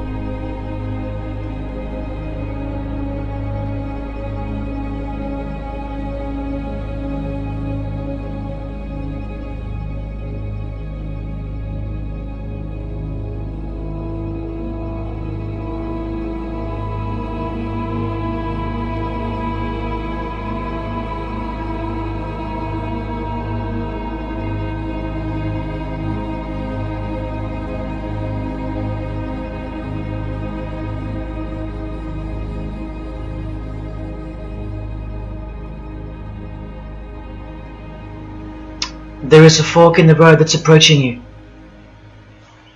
And you can stay on the path which curves to the left by denying the existence of Satanism in the fullness that you've been shown.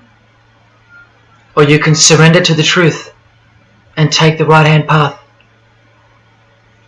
Now, where that road could lead is the sweetest risk you'll ever take. Are you still pretending that this one-eye religion of Freemasonry isn't Luciferianism? See, this here is the biggest obstacle you'll ever face. The very thing that could lead you to the prize is the very thing that will keep you from it. The reality of international Satanism. In the shadow of Christianity, Satanism has always been there.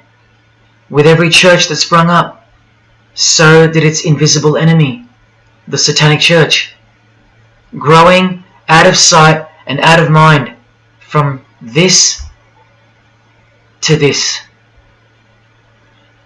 And Christianity has long been deprived of its power, as clearly demonstrable by the absolute lack of preaching against the institution of Freemasonry. Satanism's magic cloak, Satanism's magic trick, that's Freemasonry. And how they are laughing for now. So Freemasons are at the helm of the power structure of society, which means Satanism rules. And they're making their move for the new order of the ages. Are you that besotted by this evil world that you'll even deny the existence of secret societies? And what about the American president, John Kennedy? Was he just a nutjob like me? Warning us about an international secret society with an international secret plot. A Freemason trying to tell you and the world about Freemasonry. Shot through the head. I've shown you who they are. I've shown you how they successfully operate with degrees of initiations and horrific and illegal oaths of secrecy. And I've shown you why they are a secret society. I've proven it to you. And only now that I've done that, I can show you in this many minutes what the shocking new order that Freemasonry has so cautiously been guiding us toward actually looks like. And of course you won't believe that either.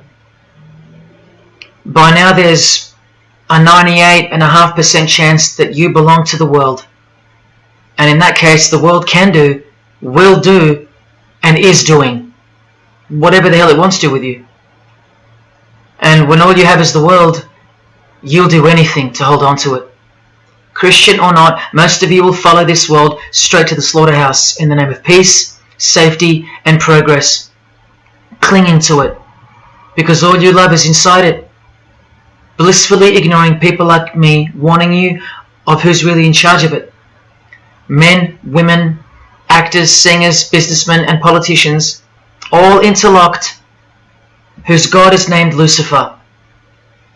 You've seen it with your own eyes, but now you can hear it with your own ears from this 33-degree Freemason in person, just in case the Masonic literature wasn't enough for you.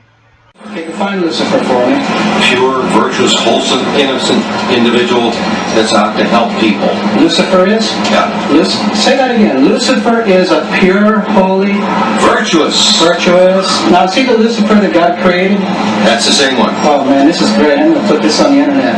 Oh, Amen. God bless you, Amen. brother. Because that's exactly what the Shriners and Masons teach, is that Lucifer is light. No. And you're, What you're about those confirming it. hospitals? They You know what, sir? Jesus said, many will say to me on that day, Lord, Lord, we did not do these good deeds in your name? And you'll say, away from me, you workers of iniquity, I never knew you. Jesus said it? In Matthew chapter 5. You've been bred from childhood to fall for the biggest lie ever told, that Satan doesn't exist. And if Satan doesn't exist, well then neither does Jesus. And while your heroes and idols know full well that they do exist. And when I say you've been bred from childhood, I mean just that. Walter Disney was a high-ranking Freemason. Here's a Masonic stamp dedicated to him, and his very exclusive Club 33, which stands for the 33 degrees of Freemasonry. And who's the god of the 33rd degree Freemason, Walt Disney? Well, Walter hides the answer in plain sight, because that's what Freemasons do. Firstly, the God of Mr. Disney is wicked. See how they veil evil with a cloak of innocence? What does the word veil itself conceal? Secondly, Walter's God is horny, symbolized by the horned god of the witches. And we all know Walt Disney loves magic, which is witchcraft. So the depictions of sex are hidden in plain sight as well. Remember, lust produces life, not love.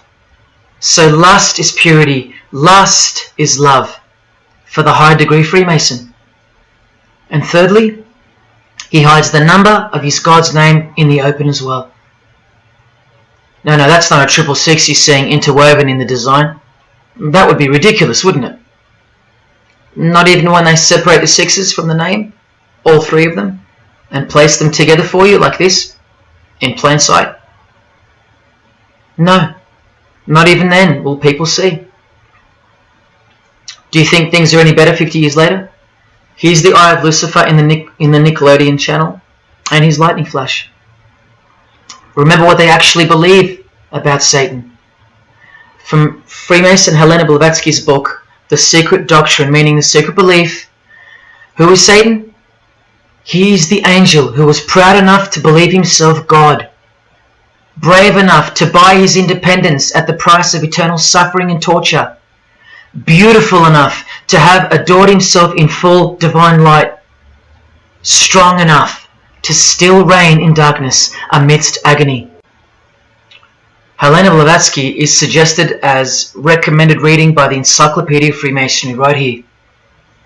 And the Grand Pontiff of Universal Freemasonry, speaking of Lucifer, Satan and the Devil on page 407, writes that to the initiate, the devil is the instrument of liberty or free will.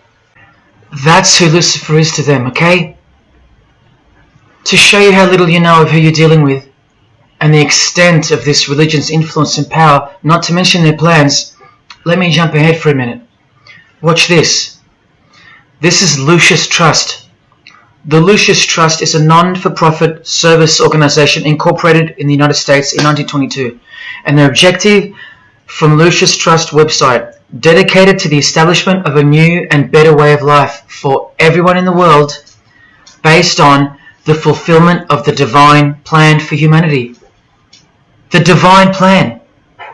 A new way of life. Like a new world system. Like a new order.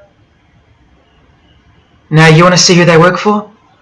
The Lucius Trust has consultative status with the Economic and Social Council of the United Nations.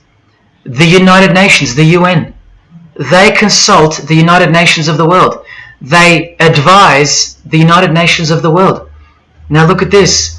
The Lucius Trust's publishing company was founded in the early 1920s as Lucifer Publishing Company.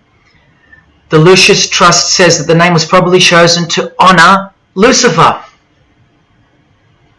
What on earth does a modern day consultant to the most powerful and progressive force engaged in uniting all nations under one banner, the UN, have to do with the fallen angel of the Holy Bible? The one that Jesus Christ told us would manifest on earth as a world ruler, to deceive the whole world into a new world system. Yes, that angel. Why on earth would they honor that angel? Well, that's easy. They were founded by Freemasons. Incorporated into the United States by Alice Bailey and her husband Foster. Well, here's a book written by Foster the Freemason, The Spirit of Freemasonry, published by Lucius Press, also known as Lucifer Publishing. And one last thing, if you dig a little, you'll find an article on their website, The Esoteric Meaning of Lucifer, on a modern company website with consultative powers to the United Nations of all things. Wow, I really hope you're seeing this. In the article it states that the Baileys had enormous respect for H.P. Blavatsky, who stated in her renowned occult book, The Secret Doctrine, on page 245, in the chapter called Holy Satan.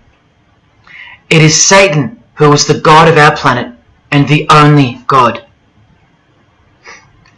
Then the article goes on to say that the Baileys sought to elicit a deeper understanding of the sacrifice made by Lucifer. Everything has been reversed.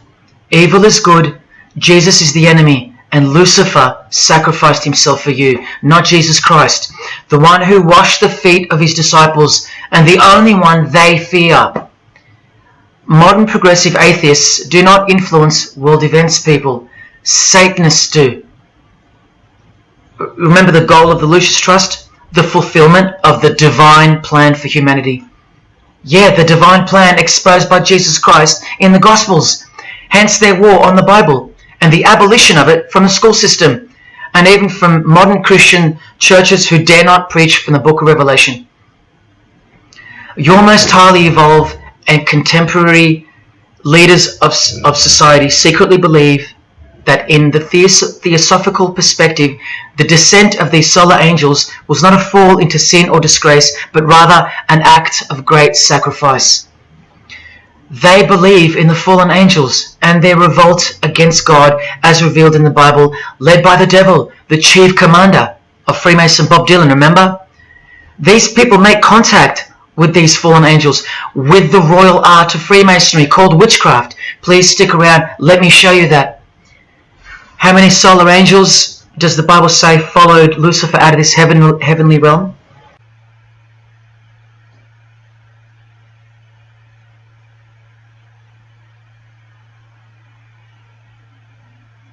A third of the angels makes 33%. Does that number sound familiar yet? 33 degrees of Freemasonry. Just a coincidence? From the Gospels again, which expose these people every time.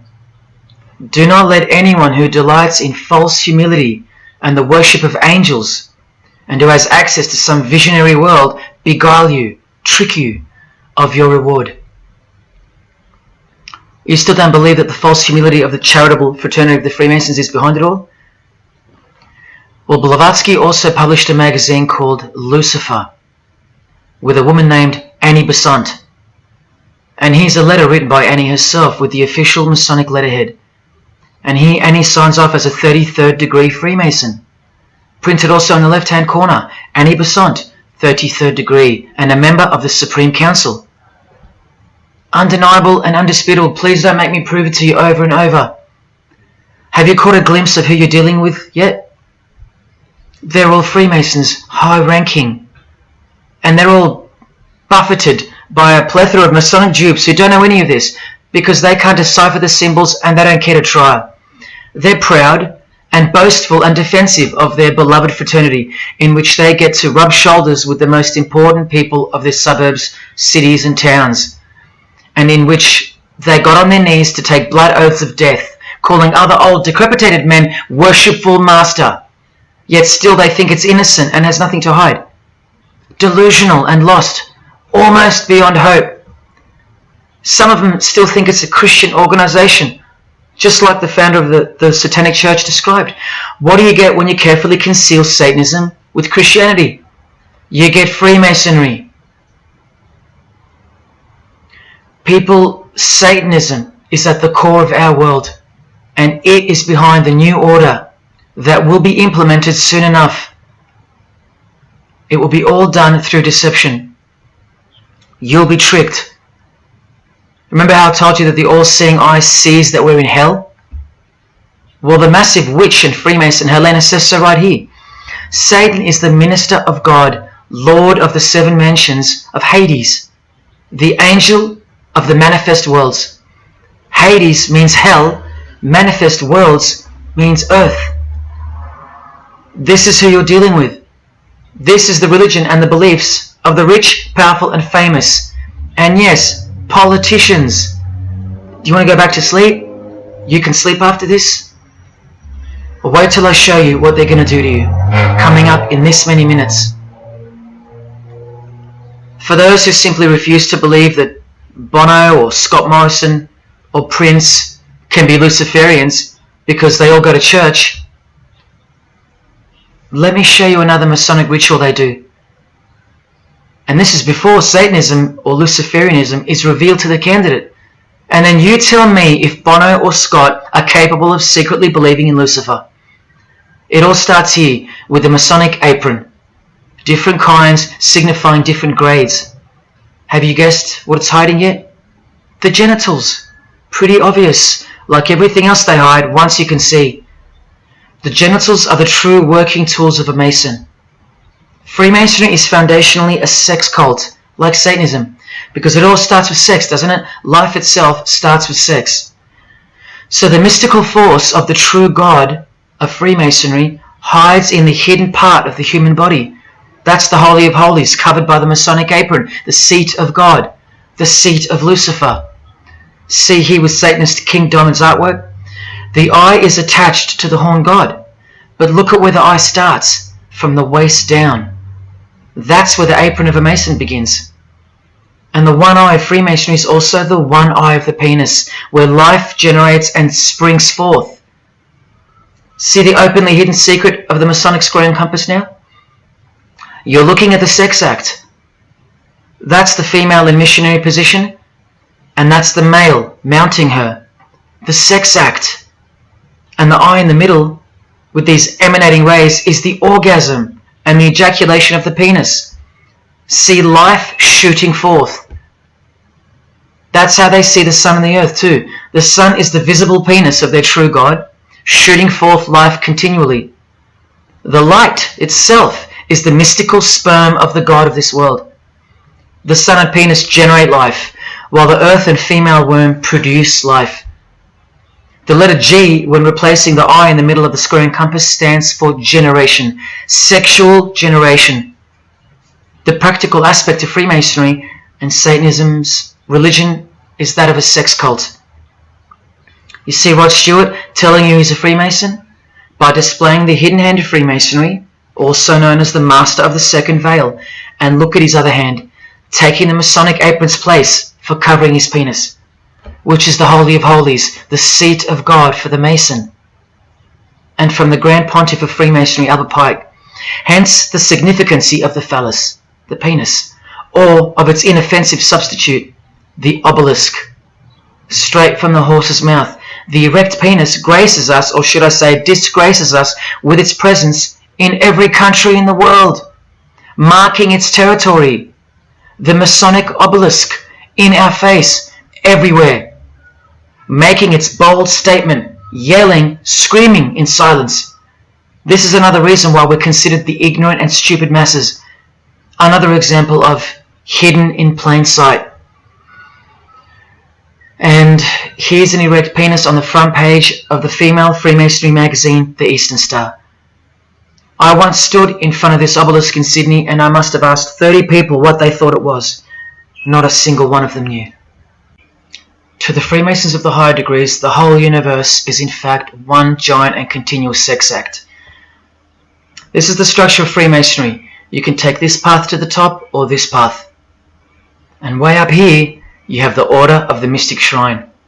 The Mystic Shrine is what's found behind the Masonic apron, because that's where life comes from. That's the Mystic Shrine. You have to be a 32nd degree Freemason to be asked to join the Order of the Mystic Shrine. And then, once you're inside, you can be invited to join this order, the Royal Order of Jesters. See, Freemasonry is like Russian dolls, and Satanism is at its center. Look at some of the pins and lapel designs for the Order of the Jesters. You can only join them unless you're at least a 32nd degree Freemason. Sex and debauchery. Erections. The adoration of the phallus. Masturbation. Devils. Demons. Fallen angels. This one here, mocking holiness, reference to the anus, and sodomy, anything to mock the Bible. This disgusting one has King Momus sitting on a female's face, and hidden in plain sight is the square and the compass, for those who have eyes to see. Bestiality, yes indeed. this bagpipe player has an erection and the sheep is running away scared. Self-explanatory. This character has an emphasized eye, if you can see that, and the skull has an emphasized eye also. The wink and the one eye of the Indian. And the secrecy, the symbols of secrecy. On the far right here, the monkey covers his groin area, symbolizing the Masonic apron, and the black and white dogs, well, they symbolize the checkered floorboard of the Masonic Lodge, which is sexualized male and female principles, the horned god, where evil and good don't exist. And in the first degree, Masons are given a Bible stamped with a square and compass, oblivious to the inherent mockery and the foundation of the whole fraternity, as alluded to here with a genuine Royal Order of Jesters private lapel. This is a certificate that a jester receives after his initiation, and you see here their patron is named King Momus, and he was a god, or a daemon, which is a variant of the word demon, who was expelled from heaven, as the legend goes. Sounds just like Lucifer, because it is. Did Freemasonry disassociate themselves from the tax-exempt branch of Freemasonry known as the Jesters? Well, no, they didn't, because, I mean, this is rare footage of an event within the lodge. Now, I'm sorry about the quality of this, but this is a Masonic lodge. So for Masons that want to say that the Jesters are contrary to Masonry, well, look at these dirty old men, masters of the lodge, with sublime morals, all married, probably all have daughters and granddaughters, yet still this, inside the lodge. But for you it should be obvious, because you can see the square and compass, the sex act, and the all-seeing eye right in the middle. I told you that Satanism was the oldest religion in the world, and it is. The sex act was ritualized and organized as a religion before we called it Satanism. But Satan has always been the god, the horny god, the horned god of these sex cults. All of them, from Samaria to Egypt to Greece and so on, that's called paganism.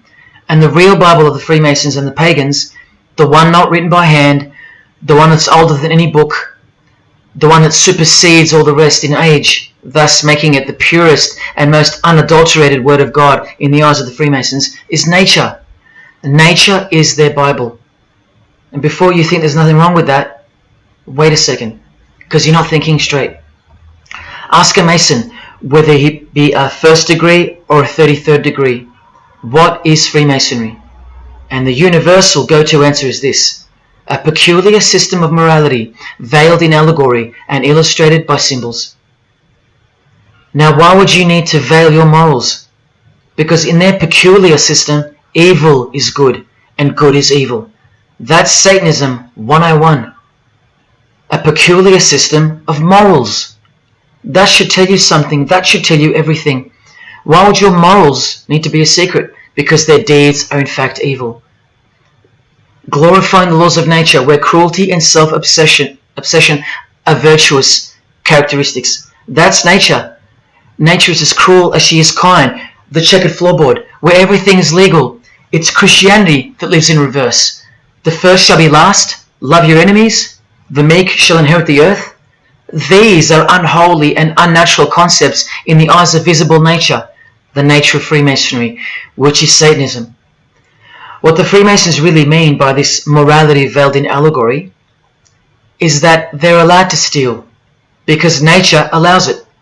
They're allowed to kill because nature allows it. They're allowed to commit adultery because nature isn't monogamous. They're allowed to lie, indulge in all their God-given senses, especially sexual, because nature encourages it, as long as no one finds out, under oath. Jesus said, narrow is the road that leads to life, and broad is the road that leads to destruction. The Freemason of the century says, no true Mason can be narrow, for his lodge is the divine expression of all broadness. Because broad are the divine laws of nature. While they glorify those laws, Christianity breaks those laws. It becomes supernatural, because only then can you love your enemy.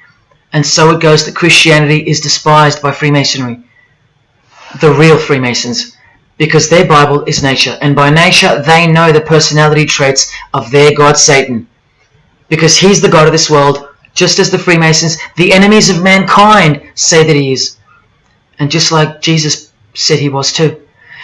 So they believe that Jesus is evil because he denies human nature and burdens us with the knowledge of sin. Observable nature, that's what guides the Masons' ethics and the Masons' morals. That's why they're called Freemasons. Believe you me, because they're free from moral obligations, free from sin, from guilt. They're free from Jesus Christ. These people are introducing this new system of the world, this new age. You're going to miss Christianity when it's gone. Mark my words. Because you have no rights in the eyes of nature, which is the Bible of Freemasonry and Satanism. And soon that will become painfully plain as a fact of life. Now please, I give you fair warning of what's to come in this presentation. It's very disturbing, or at least it should be. But cause to celebrate follows the disgusting things you're about to see. This is precisely where my own life and well-being come into danger. So let me say this right now.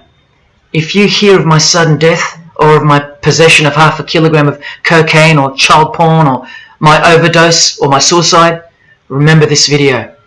And if something so unfortunate should happen to me, may it serve as a catapult to you, and as a remembrance of the conclusion to this presentation, which is this many minutes away. Do I really think they're going to make me pay for this video, for breaking my oaths? Well, seeing as people are so far gone, lost in the illusion that secret societies have constructed around you and inside you, and seeing as they can simply pull this video down, close my account and whatnot, no, I don't think they'll come after me. But if they do, let me say this to the Grand Lodge that orders my demise right now. Jesus wins. So in saying all that, here we go. Is Scott Morrison a Satanist? I'll let you answer that. Here is a ritual that Scott and every Freemason from this guy to this girl have performed. There is one Masonic apron you'll never see being worn. This one. And when I bumped into it, I thought it was a fake. Until I found this in Richardson's Monitor of Freemasonry, official Masonic literature, written for Masons only. On this page, what is that head doing there? You'll find out in a sec. Let's read the description of the apron worn in this degree. Speaking of the initiates, it states, they wear white aprons sprinkled with blood red and lined and bordered with black. On the flap of the apron, a bloody arm holding a dagger, and on the apron, a bloody arm holding a bloody head by the hair.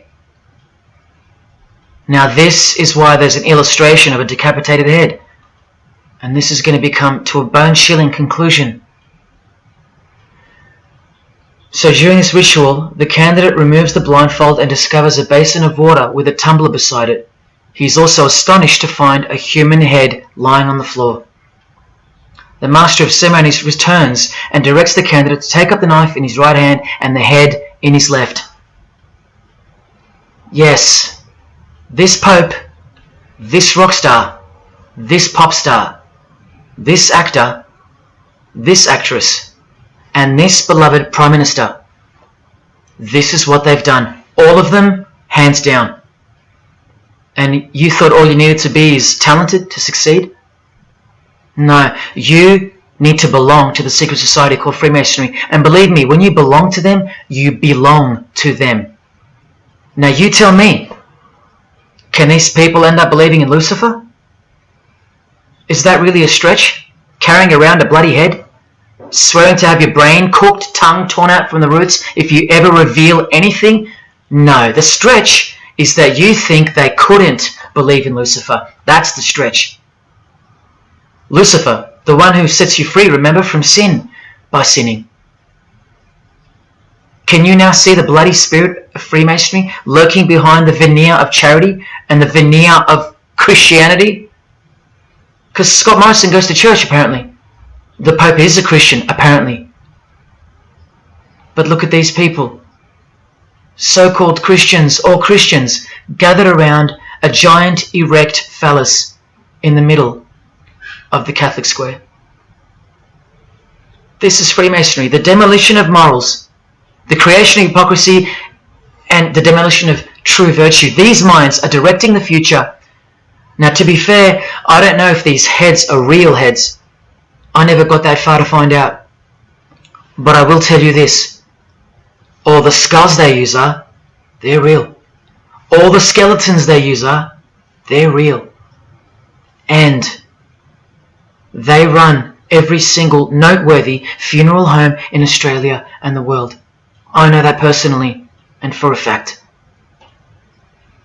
Once again, you are only seeing the tip of the iceberg, because I can't bring myself to tell you about what I really know of the rituals that come after the 33rd degree Freemasonry.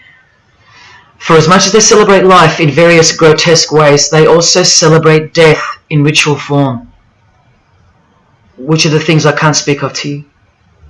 They have to celebrate death in order to prove that they can see things through the all-seeing eye, the one that sees above evil and above good, the checkered floorboard where things kill each other to live, where life is cruel, where morals are broad. There is no sin, there is only nature. See, these Masonic rituals are designed to desensitize the candidate further and further in preparation for the raw truth of Satanism, the truth which is plainly stated by the Grand Pontiff of Universal Freemasonry. Lucifer is the light bearer, and that you should doubt it not, from their own literature and from their own mouths. Until finally the candidate's introduction into the royal art of Freemasonry, witchcraft, the ancient craft. Why do you think that witchcraft has disappeared? It never disappeared. It was hidden, forced to go into hiding by the appearance of Jesus on the human scene. Another reason why he's passionately hated, and soon him and his ways will be done away with in this new world, and so will your rights. You still don't believe me? You're still doubting all the evidence, like the Freemasons are counting on you to doubt? Well, remember from the Encyclopedia of American Religions, the continuing impact of speculative modern Freemasonry provided fertile soil in which new magical orders could grow. Watch this 2-minute clip. I can vouch for every single thing you hear come from the former Masons' mouths. In the initiation in Freemasonry, we had to be recommended by another Mason. Well, in order to join witchcraft, you have to be first screened. You have to be recommended by somebody currently in witchcraft. Well, when I was initiated, I was blindfolded and bound by a rope, and on your bare chest was thrust the point of a spear. In witchcraft, we were initiated through a very involved ritual, initiation ceremony, wherein the candidate was led blindfolded, bound by a rope to the edge of the magic circle. And the rope is around your neck and you're led forward. And up front, at the eastern end of the building, is a person who's a worshipful master. And you kneel down before him as if he were a god. You were met by the high priest or high priestess at that time, usually with a sword to your chest. When I went to enter the lodge, a sharp object was put to my left breast. And I was warned that should I reveal any of the secrets of Freemasonry, to know what to expect. When you're presented before the high priest, a sword is held against your chest, and you actually take a blood oath, promising to remain faithful to the secrets of witchcraft. Well, when you are in the room, this blindfold is taken away from you, and this is the time when they say that you're coming from darkness into light. During the initiation ceremony, the initiate is led by the lieutenant of the high priest and is challenged at the edge of the circle by someone saying, "Who goes there?" And the answer is, "One from the world of darkness." In Masonry, the prayers are ended with "So mote it be." Oh, and one of the other aspects of, or distinctives of the craft was that we would always end any spell or ritual where we released the power, this is where the power was released, with the word "So mote it be." By now this should sound like a stupid question, but why do you think that the initiation ceremonies into witchcraft are almost identical to that of Freemasonry? I'm not even going to answer that. Come on, people, wake up with me. Here's Kylie Minogue, a Freemason, okay? Hidden hand of Freemasonry and the one-eye symbolism of the god of her religion. Now here she is giving the vow of silence, but what the masses fail to see is what's written on the book she's holding. Witchcraft, the royal art of Freemasonry. This is what her vow of silence is referring to in the picture. Yes, Kylie Minogue is a witch. And if you're still that deluded by the magic wand that is television, entertainment, movies, media and whatnot, then you'll no doubt fail to use the incredible eyes that God gave you, from which to see the real world with, the evil world, where Satanists are at the helm. The ban on witchcraft was only officially lifted in England in the 50s, after more than 1500 years. So that tells you who's in control now. And when I give you a glimpse into witchcraft in a minute, you'll see why it's evil. And why it should be anything but legal. Even when using it for so-called good. Because the well they draw from is poisoned. But thanks to propaganda, the craft of the witch has been absorbed into the realm of fantasy. Justin Timberlake here is also referring to magic in this cover art, with the all-seeing eye looking through the number of their god. Magic. Magic is a much smoother and more acceptable word than witchcraft, that other word. That word still retains its ferociousness, its true character, but that word has been sterilized. That word isn't real to you anymore. You can't feel it for what it really is. Or if you do, your mind has isolated it, confined it to some small groups of unimportance scattered here and there over this diverse world. And so it's nothing to be feared or concerned about. But that's the furthest thing from the truth. Now some witches want to say that witchcraft isn't Satanism. That's either more delusion or misdirection, as confirmed here by Anton LaVey in the Companion to the Satanic Bible, when speaking of the followers of the Witchcraft Not Satanism school. He writes very accurately that they cannot afford to admit to an affinity with anything that bears the name Satan. He knows where the power of witchcraft comes from.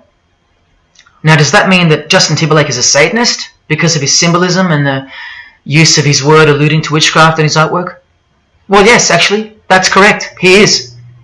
Here's a quote from one of his songs. You want to see who else is in good company with these famous idols? Suzanne Atkins. Same sign, same religion, Satanism. Do they all have to admit it in the English language for you to believe me? Or can the symbols they use finally be enough for you? Look at what another legendary Freemason, Arthur E. Waite, states. Out of evil comes good. And the confusion of tongues gave rise to the ancient practice of Masons conversing without the use of speech. Out of evil comes good, so it's good to do evil. That's what he's saying. See, I'm trying to include you into the conversation that the Freemasons are having with each other in public via symbolism, unbeknownst to you. Listen to what famous US footballer Tom Brady said regarding his wife. So, man, I listened to her. And right after the game, she said, "See, I did a lot of work. You do your work, I do mine." She said, "You're lucky you married a witch. I'm just a good witch." Well, this is Tom Brady. And this is his wife. Both initiated into the secret society. Of course they are. Wait, she's not displaying the one-eye symbol of the Freemasons, is she? That's just art, isn't it? Well, no, it's not. She's a witch, and her husband just told you she was. Here's Steve Miller's front cover to the famous song Abracadabra, and he covers his eye because he's a member of the one-eyed religion, and abracadabra is a legitimate word used in witchcraft. Here it is in the 100-year-old Encyclopedia of Freemasonry. Why would the word abracadabra be in the Encyclopedia of Freemasonry, the fraternity that runs charities, hospitals, nursing homes, and that secretly supply us with popes, presidents, prime ministers, kings and queens, and the bulk of our entertainers? Why? You know, I really think it's time to show you what the Satanists dressed as Freemasons are going to do to you and the world to finally establish their new world, their utopia. And this is going to be the segue into that. This is my last practical example of Freemasonry's satanic roots. And then I'll close this presentation with the most shocking thing you'll see or hear. You probably won't care, but to the precious few who remain, I will send you off with the greatest and most beautiful shock of all.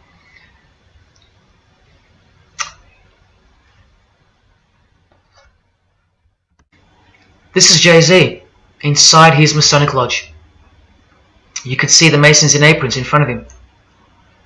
This is where Jay-Z takes his sick oaths of silence, kneels down in front of other men, and calls them Most Worshipful Master, an appalling title to give to a man on this planet.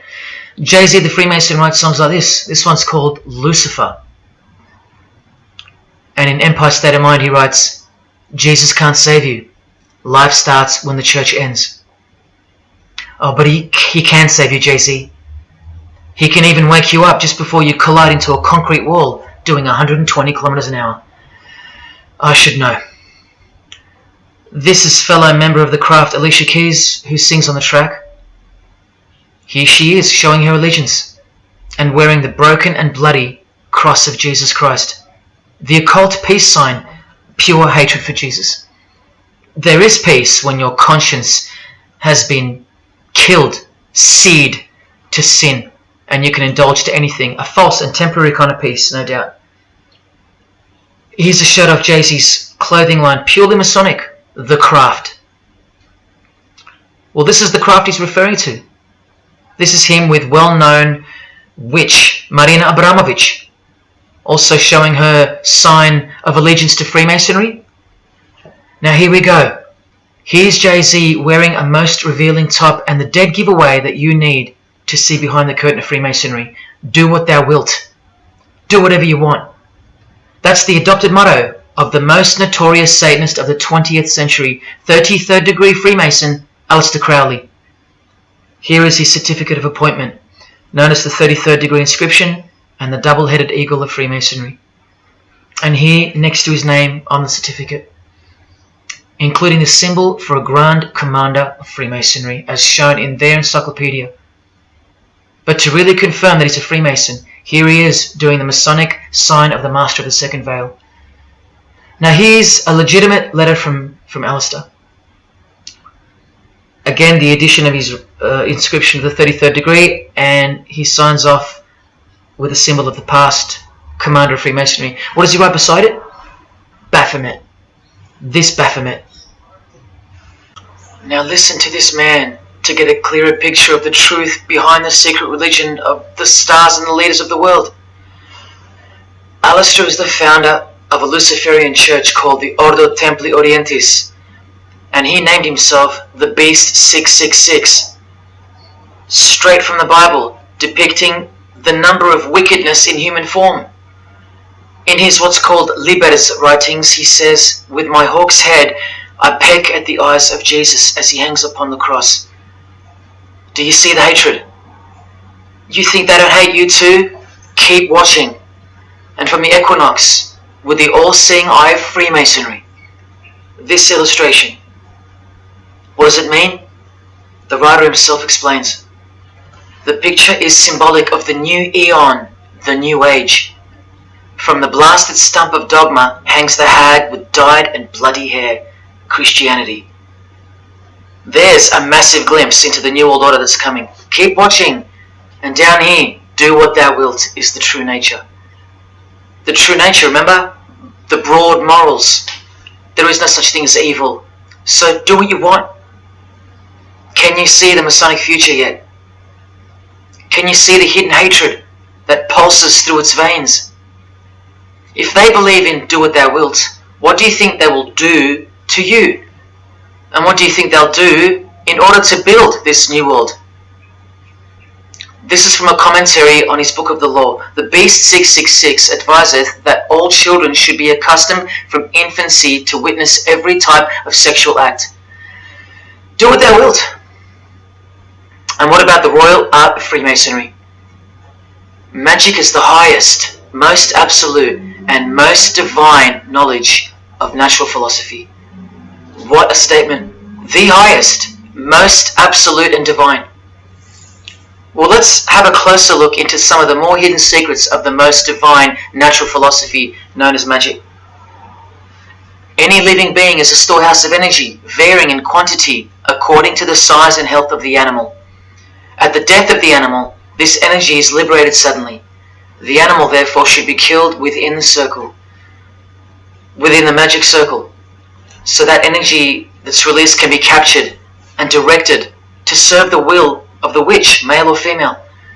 This is a science, a hidden science. But now hear this, coming from a 33rd degree Freemason, and don't you forget that. For the highest spiritual working, one must accordingly choose that victim which contains the greatest and purest force, a male child of perfect innocence and high intelligence is the most suitable sacrifice. Can you see? This is who Jay-Z is quoting on his top. This is who this Jonas brother holds in high esteem. This is who the Beatles have on their front cover as a figure they admire. No, worse, they put at the top.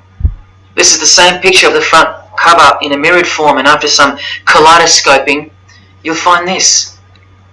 Fellow Freemason Aleister Crowley sits at the top, and down the bottom there even appears the phallus with the testicles, and up here the vesica Pisces, also known as the vagina. Does this picture make more sense now? All Freemasons, yes indeed. And by the way, that's where Jay-Z got his symbol from Satanism, as portrayed here by Satanist and Freemason Aleister Crowley and by Satanic Church founder Anton LaVey. Does anyone still think that Freemasonry isn't Satanism in disguise? Let's finally take a peek into the royal art of Freemasonry. And this is the briefest way I can show you from the complete book of magic and witchcraft. This is a practitioner's manual, not from some bogus author trying to expose witchcraft. Just so you can get it through your head that this is real and this is protected. The writer or compiler of this God-forsaken book warns the reader that the recipes may seem disgusting, that the knowledge revealed has been forbidden, and has caused suffering and death to witches and the victims of witches. You don't think witchcraft was a serious menace in times past and present? Come with me, and I'll show you how bad this menace actually gets, as the world's most powerful and secret religion moves ever closer to fulfilling its biblical destiny, and it will. Close your eyes or not, it will fulfill its destiny. Firstly, let's connect this sick art straight to modern Freemasonry with the word abracadabra, both written in triangular form, from the Manual of Witchcraft and from the Encyclopedia of the Secret Society that your Prime Minister belongs to. And just like high-ranking Freemasons, male and female witches also drink out of a human skull. But here the practitioner drinks wine, in which they first dissolve or boil the brains or heart of an animal, before consuming it all from the human skull. In this ritual, the initiate is instructed to drink in the night at spring water, out of a skull of one that hath been slain. That's right, out of the skull of a human who's been murdered or sacrificed. Otherwise, eat a pig with a knife that slew a man. Please don't turn away. Look straight ahead and open your eyes to the planet you are on, because the real monster under your bed doesn't actually go away when you close your eyes. In other rituals of the craft, you burn a rooster while he's alive, with the use of a poisonous plant used in ointments and potions of witches. You can assure death and destruction on a victim. You want to make a female enemy sterile, or a male enemy impotent for the rest of his life? Otherwise you can just kill them. The hand of glory is the severed hand that is dried and preserved to be used in black magic. Yes, a dead human hand. A black circle is most effective for operations of evil. The use of blood and sex in ritual was considered helpful for obtaining the necessary energy to successfully work magic or achieve mystical insight. But here's where the darkness thickens even further. Animals such as black cats or children may be sacrificed, and participants may drink the blood of the sacrifice. And just so you know that Stanley Kubrick wasn't joking, an orgy of participants sometimes follows the mass. No remorse, just science, the science of witchcraft, the royal art. And here, what's necessary for the working is the fat of young children, dead children. How many children do you think go missing in Australia every year? That's how many. And what about the world? Is it 1 million? Well, according to the International Centre for Missing and Exploited Children, it's 8 million children per year. Do you think that the highest, most absolute, and most divine knowledge of natural philosophy has anything to do with that? Any chance of an international secret system that is bolstered by initiations and degrees, and bound under the most brutal penalties that the human mind can ever devise? Do you think that has any involvement? Any chance of that? Am I saying that this Freemason has sacrificed children? No, I never said that. But did he ever even remotely mention the secret societies? Did he ever try to warn you? Educate you? No, he was under oath. Am I saying that these Freemasons have sacrificed children? No, I never said that either. But have they ever warned you about the secret society that believes that Lucifer is the savior? The society functioning right under your nose, that secret society? No, not a chance. Julia Gillard admitted she belonged to one, but that's about it because they're all under oath. So where does this ancient craft originate from? It originates from the spirit realm, from spirit beings. That's who taught mankind the royal art before civilization began. In this chapter, The Rites of Satanism and Witchcraft, the manual explains that a typical satanic Sabbath was, number one, a homage to the devil, usually performed as the osculum infami, also known as the kiss of shame, which is so shameful that we'll just put it this way. The ritual involves kissing the hindquarters of the devil, the rear. Surely this is far removed from anything to do with Freemasonry. People, the original order of the Knights Templar were found guilty of this very same obscene ritual. And where do you find the modern variant of the Knights Templars of today? I told you, in the highest degree of Freemasonry, right here. Here's a couple of them now. And what's on this Templar's head? From the Masonic Encyclopedia, remember? A symbol of the Baphomet, according to 33rd degree Aleister Crowley. And we can confirm that in the Satanic Bible. That's exactly what's hiding deep inside of Freemasonry. I'm only showing you this to show you the reality of Satanism and the demonic realm, the world you can't see. On this earth? And in this earth and then in a world we can't see. Look here. The hierarchy of demons occupies a more important place in both black and white magic rituals. Both black and white. This is where the power of witchcraft comes from. And this is the reason these bizarre rituals actually function and actually work. Because after the ritual is performed on earth, its effects are carried out to their conclusion in the spirit realm by spiritual beings or demons, actual demons. The reality that is hidden from you. Because if you found out that Satan was real, then that would have to make Jesus Christ real too. And he is the one they hate. And if Jesus Christ is real, that changes everything. And this is how much they hate him. The prayer that Jesus taught his disciples is performed backwards. The high priest is sometimes naked. A prostitute assists him, and a naked virgin, who may later be deflowered, is the altar. Everything that is sacred is defiled, and everything that is filthy is honoured as pure, because of their burning hatred of Jesus Christ, just as he's hated by the fallen angels that they worship. It gets worse when you hear what they use as a substitute for the bread that Jesus broke and told his disciples to eat in remembrance of him. A wafer which initiates me with this, this, and this, or the name of Satan may be written upon it. And this isn't even witchcraft, this is just a ceremony announcing who they love and who they hate. So is Satan real? It continues to state in the hierarchy of demons at the very top, Satanakia, whose title is the Commander-in-Chief. What did Bob Dylan, the Freemason, call the one he made a bargain with? Should I ask who you made the bargain with?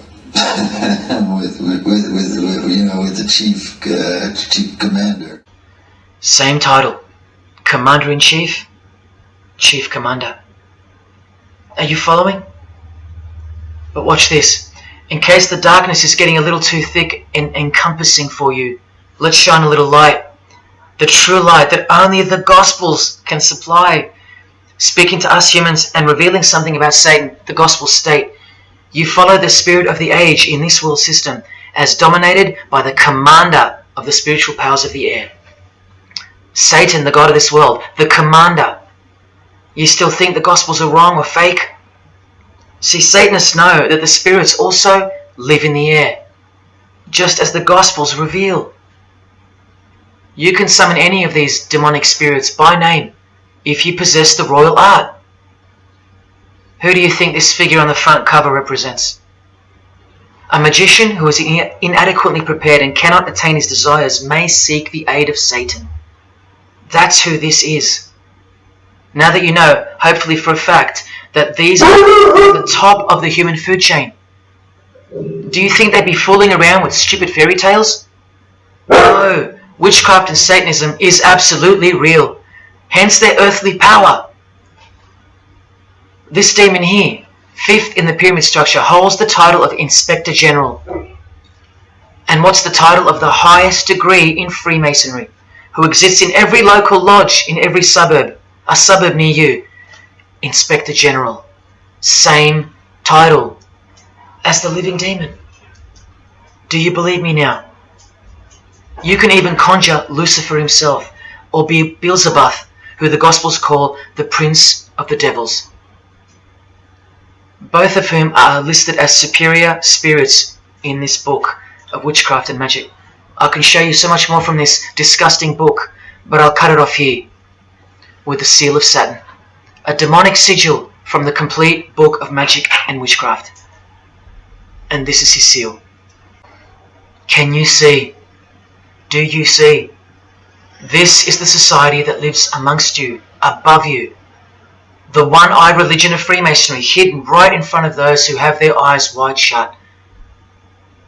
I'm going to now show you what that world that they are building from the ashes of the one you're currently living in looks like. But lastly, to drive this business of blood sacrifice home, here's American rapper Azealia Banks with the 666 hand sign, and now over the all-seeing eye in her video, the eye in the triangle of the Freemasons on her shirt, and the devil's horns, her liberator, her master, her commander. And now displaying the secret society vow of silence. Along with that, the last brief glimpse into the highly concealed royal art of Freemasonry. The amount of crap that's about to come off my floor right now, guys. Oh my god. 3 years worth of brujeria. Yes, you know I gotta scrape all this shit up. And what does brujeria mean? You know what it means. Witchcraft. Azealia Banks, the witch, with her eye in the triangle shirt, and the logo of, for example, the Grand Lodge of Freemasonry in Spain. one and the same symbol. The logo of the Fraternity of the Freemasons and the logo of this Church of Lucifer. The one eye. One and the same symbol. Freemasonry has deceived you. Yes, people, now you know how Satanism has functioned out of sight and out of mind. You still think there's no such thing as witchcraft? Or that it only existed in the olden days? You still think that blood isn't a part of the royal art? You still think that local Masonic lodges of the world are not filtering systems for Satanists and a cloak for organized Satanism with a grand master plan for the world? You think there's nothing to the blood sacrifice of Jesus Christ? After seeing all this and the Azealia Banks clip, and after realizing that there exists a hidden and guarded science of the art of blood sacrifice, you think there was no science behind Jesus' crucifixion, a deeper reality that we can't see or understand? You think Jesus didn't know what he was doing? Or are you one of those who still think he didn't exist? Tell me, how can they hate something that doesn't exist?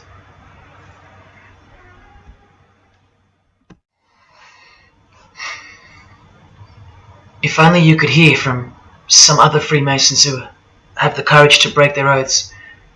But you won't. You won't. This is probably it. But I once heard from a Freemason, an honest one, in about 2016, after I posted this picture on Facebook. He knew. He knew the truth. Just like you do now, or just like you should. And he wrote to me, and he said, by the time we are done, every church will be a brothel.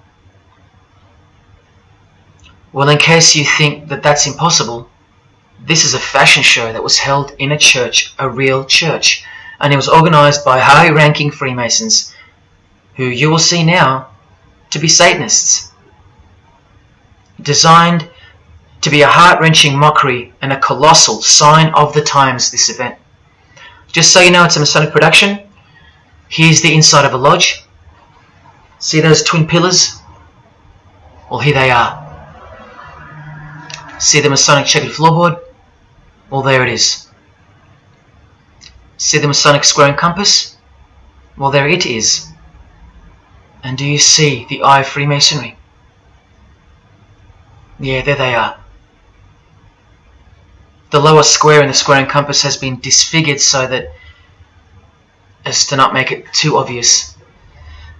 But now that we've established that, here is the spirit of Freemasonry, as displayed through just a few of the models. This one wears the horns of the Baphomet, the horns of Satan, with his all-seeing eye in the background.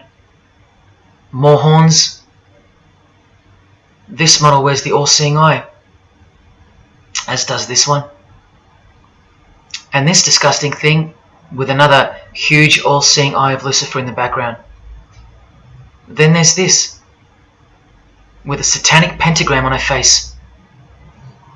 And finally, this male model in a skirt with two satanic inverted crosses of Jesus Christ on his top in a church. Oh, the morbid victory of the Freemasons. Unstoppable. For now. When people like Lady Gaga cover one eye while wearing an inverted cross, and you don't see the connection of the one-eye symbolism to Satanism, then your observational skills have been compromised. In the span of 2 days, I saw these ads in my local shopping centre. And that alone tells me that the satanic age is here, manifesting all around us, seemingly invisible, while you look straight ahead through the symbols. Just like the initiation process of the secret societies themselves, society at large must be incrementally introduced and seduced into further depravity and self-love. And haven't we been slowly but surely perverted over time, degree by degree, until we think that men dressing as women is beautiful and healthy, anal sex is a form of expressing love, the sick world of pornography is considered as liberating for women and men, and protected by free speech. In California, babies are allowed to be aborted after birth because it's a woman's choice. And that's not considered murder. A world where we should applaud young children like Desmond is amazing, cross-dressing while he dances for gay men at a gay bar on a podium because he's paving the way for the kids of the future. And we should get shamed, fined, and even jailed if we point out that this is sick, sinful, and dare call it evil, which is what it is. What spirit is behind Desmond is amazing? Oh yeah, an evil spirit, no doubt about it. You think Freemasonry and their peculiar morals aren't behind the decline of Christian morality and morality worldwide? It's all by design. The Masonic war on Jesus and the Christian social structure, generally undetected by human perceptions, and still people will write to me and comment on how absurd what I've said is. A cloud over the eyes of their heart. Well, I'll tell you this. There is no bigger axe that has ever been grinded than the one Freemasonry grinds. Because the appearance of Jesus Christ pretty much destroyed their religion, drove it underground, and they will have their revenge. Soon you're going to see it. We've all been initiated into the lowest levels of materialistic Satanism under the banner of secular humanism. I know blokes who think that life's great, mate. Life's terrific. Life's what you make it. Evil, Lucifer, Satan, these are just words that Christians invented to help them sleep better at night. There are no cults. There are no conspiracies. John F. Kennedy's speech about secret societies plotting against the world, that's not relevant anymore. That's history. There's no such thing as Satanism amongst civilized people. Oh, children, when darkness comes to your door, takes your wife, takes your health, your job, your home, your freedom, your children, then you call out, oh my God, this is evil. Why is this happening to me? Well, here comes the darkness. Here comes the evil. You want to know what the New World Order looks like? You want to know what the future holds? You want to know what horror is coming to our planet? As Jesus told us, for then there will be great distress, unequaled from the beginning of the world until now, and never to be equaled again. Ladies and gentlemen, welcome to the Masonic New World Order. These are the mysterious Georgia Guidestones, also known as the American Stonehenge. They are a set of granite monoliths which were constructed in 1980 and funded by an unknown and anonymous group and commissioned by a man using the pseudonym R.C. Christian. On a ledger beside the monument is written, "Let these be guidestones to an age of reason." Here we have a reference to a new age. With this, we get a clue as to the spirit behind the structure. The Age of Reason happens to be the title of a book by Thomas Paine. Now, you can colour him any which way you want to, but whichever way, one glaring colour shines through. Thomas was a hater of Christianity. That's the second clue to the spirit behind the Georgia Guidestones. The third is the fact that the Guidestones feature as what could be seen as a replacement to the Ten Commandments of the Christian God with the new Ten Commandments of the New Age. Because I will not steal, cheat, lie, kill, and so on. They're just, well, too narrow for the New Age, for the Age of Reason. Clearly designed to be a take on the biblical commandments, being 10 in number. They are all very vague indeed.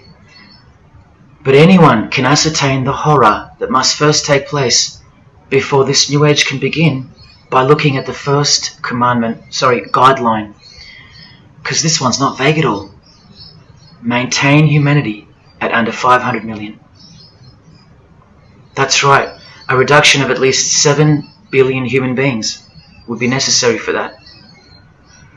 This thing cost the equivalent of $500,000 US to build, and the street it's located on is named after it, so that tells you how much reach its creators had. Its presence alone is a disgrace and a declaration of execution to most living people alive today. But let's go on to the fourth clue, as to the spirit behind these monuments. the monuments outlining the Age of Reason. The name R.C. Christian, the so-called person who commissioned the building of these giant slabs, anyone who's versed in secret societies or is a high-ranking member themselves would instantly recognize the pseudonym as a reference to the secret society known as the Rosicrucians, which is just another secret society branch that exists under the umbrella of Freemasonry, which is an extension of all secret societies of the past and is now the mother of all of them. In this Masonic website, Worshipful Master Win Westcott urges the Freemasons to consider their status as Rosicrucians. The RC stands for Rosenkreuz. Christian Rosenkreuz is the mythical founder of the Rosicrucian order. And as impossible as it is for me to prove that Thomas Paine himself, the writer of Age of Reason, was a Freemason, he did also write this book, The Origin of Freemasonry. That is the spirit behind the Georgia Guidestones, the satanic spirit, and a straight off the bat view of this approaching new age. I told you, the whole system is about to change, and it's not going into the future, it's actually going back into the past. The old religion, that's what's taking everything over. And you'll walk straight into it, blind as a bat, thinking these people want to help you. They will appear as your saviors, forgetting or never being told in the first place that all this time there have been two societies in the world. The visible one, which is the one we're in, and the invisible one. Remember that the invisible one considers you profane, vile, and vulgar. Why on earth would they want to keep you around? In a book I can't mention written by them, people are referred to as useless eaters. We've become excess inventory, redundant, and past our use-by date in their eyes. Think about this. According to a prediction by information technology and research advisory firm Gartner, 1/3 of jobs will be replaced by software, robots, and smart machines by 2025. That's 4 years away. Google engineering director Ray Kurzweil anticipates that robots will have reached human-level intelligence by 2029. And by 2050, 80% of all jobs will be eliminated by automation. What on earth are you and your family good for then? What do you think the secret society will do to the vile multitude then? The utopia is coming, but it ain't your utopia. You still think that by the measure of the minds of international Satanism, you should be kept around? This excess baggage that the bulk of society has become? No, no, no. The new age is dawning. And generally speaking, you're not invited. It'll just look like you are. Remember that Charles Darwin, the Freemason, is listed as an influential figure in the Satanic Church. So, mass murder and mass death are natural and necessary themes in the name of evolution, an artificially induced evolution into this. Here's the same image in real life in Eilat, Israel, seemingly unrelated to the seal on the US dollar bill, right? But standing in glory with a Masonic square and compass, telling you exactly who owns this pyramidal symbol, complete with the one eye on top. Same symbol, same designers, worshipping the same God. You should be getting goosebumps by now. Is this a conspiracy led by international Freemasonry? Oh, you don't have to bet your life on it, because your life has already been placed as a bet on your behalf and without your knowledge, but with your permission, because all of the information is hidden in plain sight.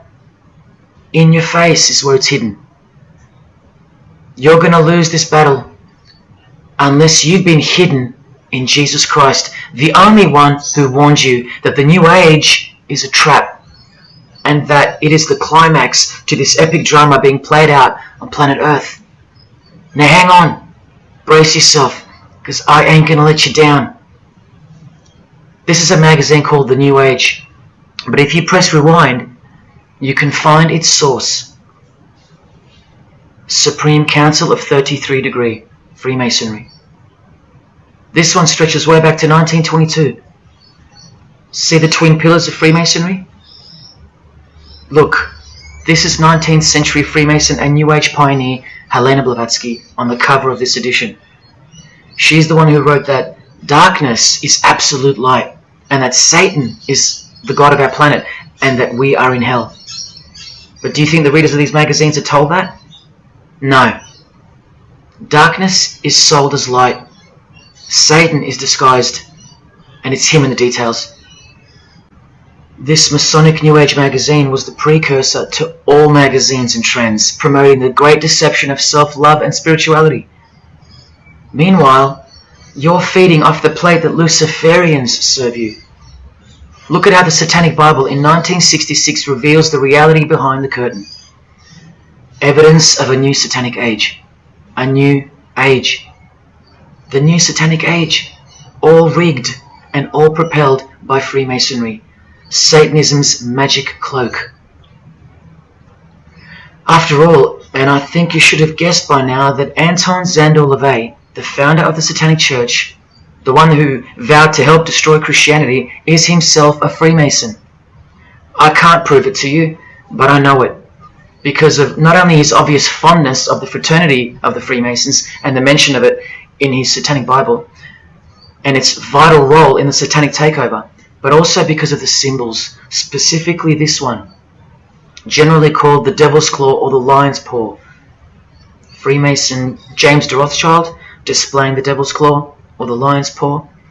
X-Factor's L.A. Reid showing the Devil's Horns next to fellow Freemason Avril Lavigne. The Secret Society sign for the Devil's Number, and displaying the Devil's Claw over and over. The better example is with New Age guru Annie Besant, co-writer of Lucifer magazine and 33rd degree Freemason, also showing the Lion's Paw here and here. But the best example I have is with Aerosmith, guitarist Joe Perry clearly displaying the sign of the Master of the Second Veil of the Freemasons, and right next to him, Steven Tyler, doing the Lion's Paw. Clearly both Freemasons, secretly showing their allegiance with symbols, and here's Anton LaVey displaying the same Masonic symbol. Yes, a Freemason founded the Satanic Church. Now that we know who's really behind the so-called New Age, listen to some of the confessions of the New Agers in their literature, once you scrape past all the talk of spirituality and love and rainbows. New Age author, feminist and hater of Christianity, Barbara G. Walker writes in The Woman's Encyclopedia of Myths and Secrets, a 666, 666, was the magic number of the triple Aphrodite. She further compliments the number when she calls it the miraculous number 666. Speaking of the New Age to come, PhD Christopher Hyatt writes in Undoing Yourself, as we moved closer and closer to the well-planned for and long-awaited invocation of the Prime Minister unto the very King of Hell, the Grand Vicar of Lord Lucifer. Yes, the very well-planned for and very long-awaited indeed. Do you see what's coming? Mr. Hyde also enlightens us in the fact that opposites do not exist apart from the mind. Evil and good are all in your head. That's why you should brace yourself, because these are the minds creating the New World System. He confirms this. The New Age will require new men, men of high consciousness and fortitude. All of our present dogma models will crumble. He means the Christian and the Christian social structure will crumble. In the introduction to the book, another PhD, Robert Anton Wilson, tells you what the New Age really thinks of the Christian social structure, which you have more or less enjoyed your whole life, Christian or not. Christianity and democracy have been among the worst disasters to ever befall the human race. I told you, atheists, you're going to miss Christianity when it's gone. Here's a picture of Robert with the Masonic eye in the triangle on the wall behind him. Remember where the term New Age came from. So once again, do you think that the new system, the New Age, is going to be democratic, a system that respects you or gives a damn about what you think once it's in place? Let me answer it this way. Christopher Hyatt quotes from one of his literary heroes and famed philosopher, Friedrich Nietzsche, who said, "What is more harmful than any vice? active sympathy for the ill-constituted and weak Christianity. So to be a Christian and to actively have sympathy for the weak, that's the worst vice. That's backward and evil. So the answer is no. This is what I'm warning you about. And look, Frederick's work has exerted a profound influence on modern history. That's from Wikipedia. You know what else Frederick said? You probably won't find this on Wikipedia. The domestic animal, the herd animal, the sick animal man. That's the Christian. And what book of Friedrich Nietzsche were these quotes pulled from?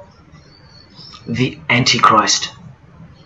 Nietzsche also wrote, Beyond Good and Evil. That's how the all-seeing eye sees things, remember? So does Christopher Hyatt mention mass murder and depopulation in his book? Sure, here you go.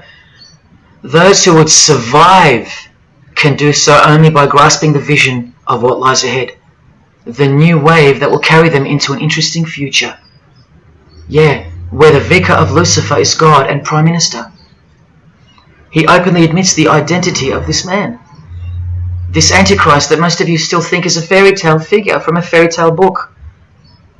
Jesus calls him the man of sin whose number is 666. The actual Antichrist, beloved of the secret societies. Yes, people, the New Age is satanic, actually and literally. On the front cover of this book, in which Christopher was co-writer, you can clearly see the eye in the triangle of the Freemasons above the Baphomet.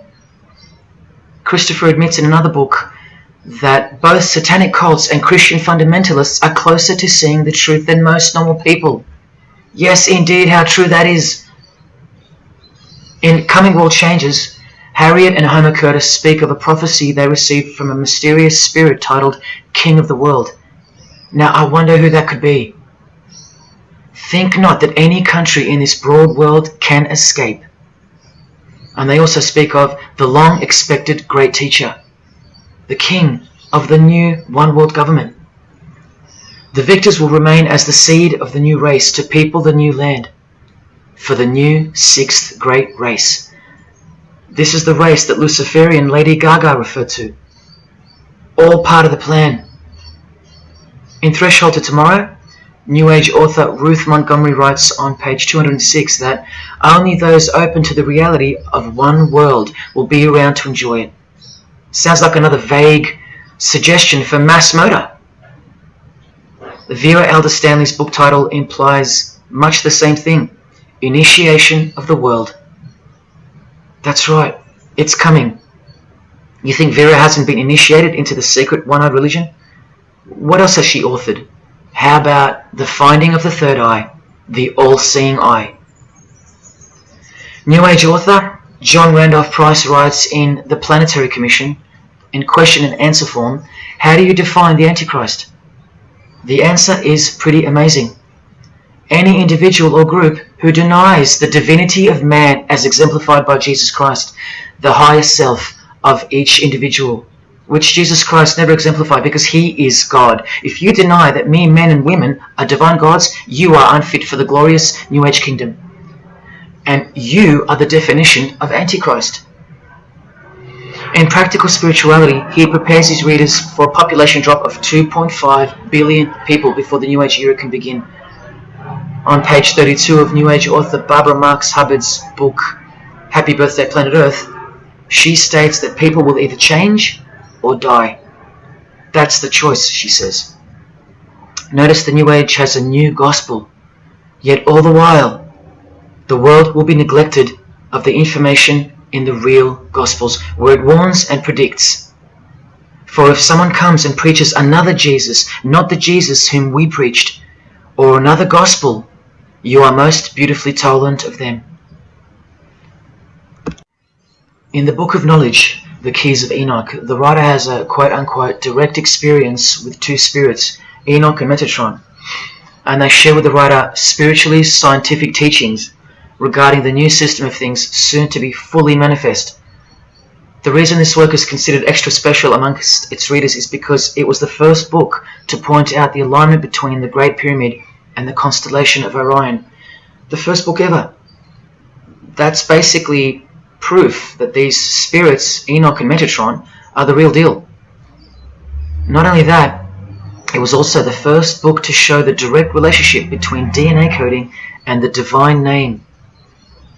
That's pretty serious, and the atheists should be really waking up by now, because this is the world's most powerful and secret religion we're talking about, nothing less. The writer was told that those who govern the earth are those who have fallen from the heavens. He calls them the masters, and even states that they were punished with penalties that were assigned to each. These are the fallen angels of the Bible, people. These are the masters of the Masonic New Age, as proven here in one of the illustrations from the book. Same symbology.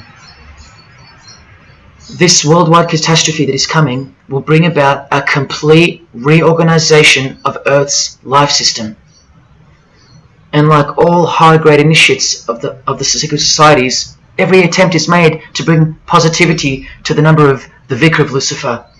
I was given instruction to use the specific light harmonics 666, 999, and 12-12-12. The spirits further inform the writer of the Keys of Enoch that the pattern 666 is used to identify you with respect to the Earth's vibration. The number of the beast of the Book of Revelation of Jesus Christ is not only being glorified, it's manifesting in the world. And from another illustration from the book, once again, the same image we see being used over and over with the eye on top of the pyramid. This is the secret religion that encompasses us and has been influencing us for decades upon decades, 2 to 3 centuries, in fact. Just like the Gospels explain, this is an absolute counterfeit of the truth. Christ is mentioned everywhere, but not Jesus Christ. No, this is the Antichrist spirit, who will eventually manifest and appear to the world as one man. Doesn't sound so mythical anymore when you see that the enemies of Jesus Christ and those behind the New World System, they use biblical terms. And Christ, to depict the antithesis, the anti of the real Christ, their Saviour. And these spirits from the world we can't see are the ones who taught mankind the sick art of witchcraft. Look at who supplies this book online, sacredmagic.com. You know what magic really is and what it really entails now. So once again, you can see the connection, the relationship. If you still think that this phrase, New World Order, is a conspiracy theory, you're suffering from a medical condition. On the Lucius Trust website, the consultants to the European Union, you find the statement that the New World servers are occupied with the task of inaugurating the New World Order. In the same article, this shocking admission is made. 2/3 of humanity will stand upon the path at the close of this age, and with that, 1/3 will die, or to put it surreptitiously, will be held over for later unfoldment.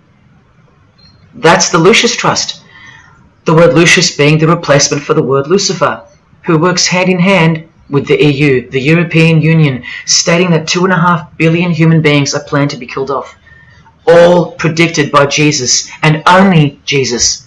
And if you still think I'm joking or misleading you about what these people are and what they plan to do, here's a book written by the founder of the Lucius Trust, the Freemason Alice Bailey, Education in the New Age, where she, educates you about mass population reduction.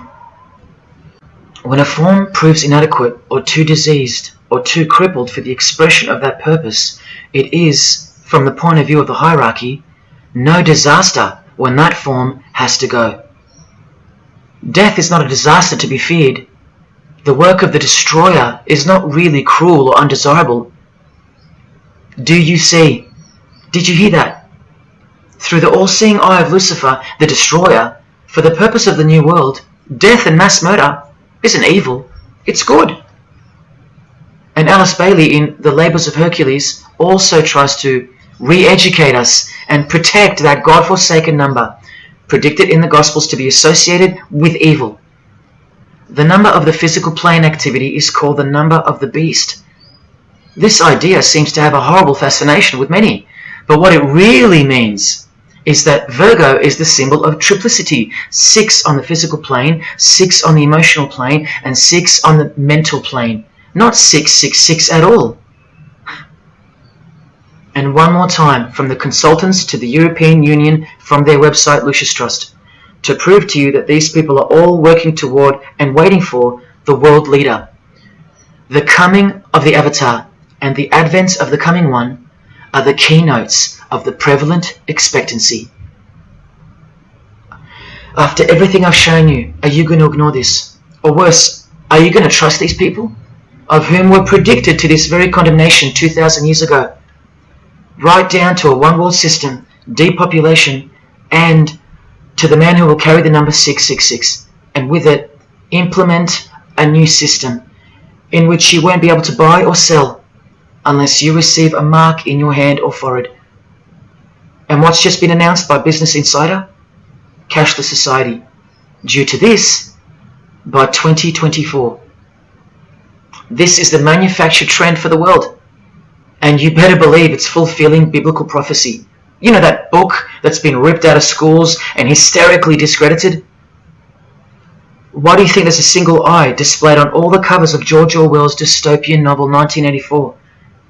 It's because the one-eye religion is the one in permanent control, where democracy and Christianity have been utterly extinguished and the remaining population live in a whole new level of permanent communism.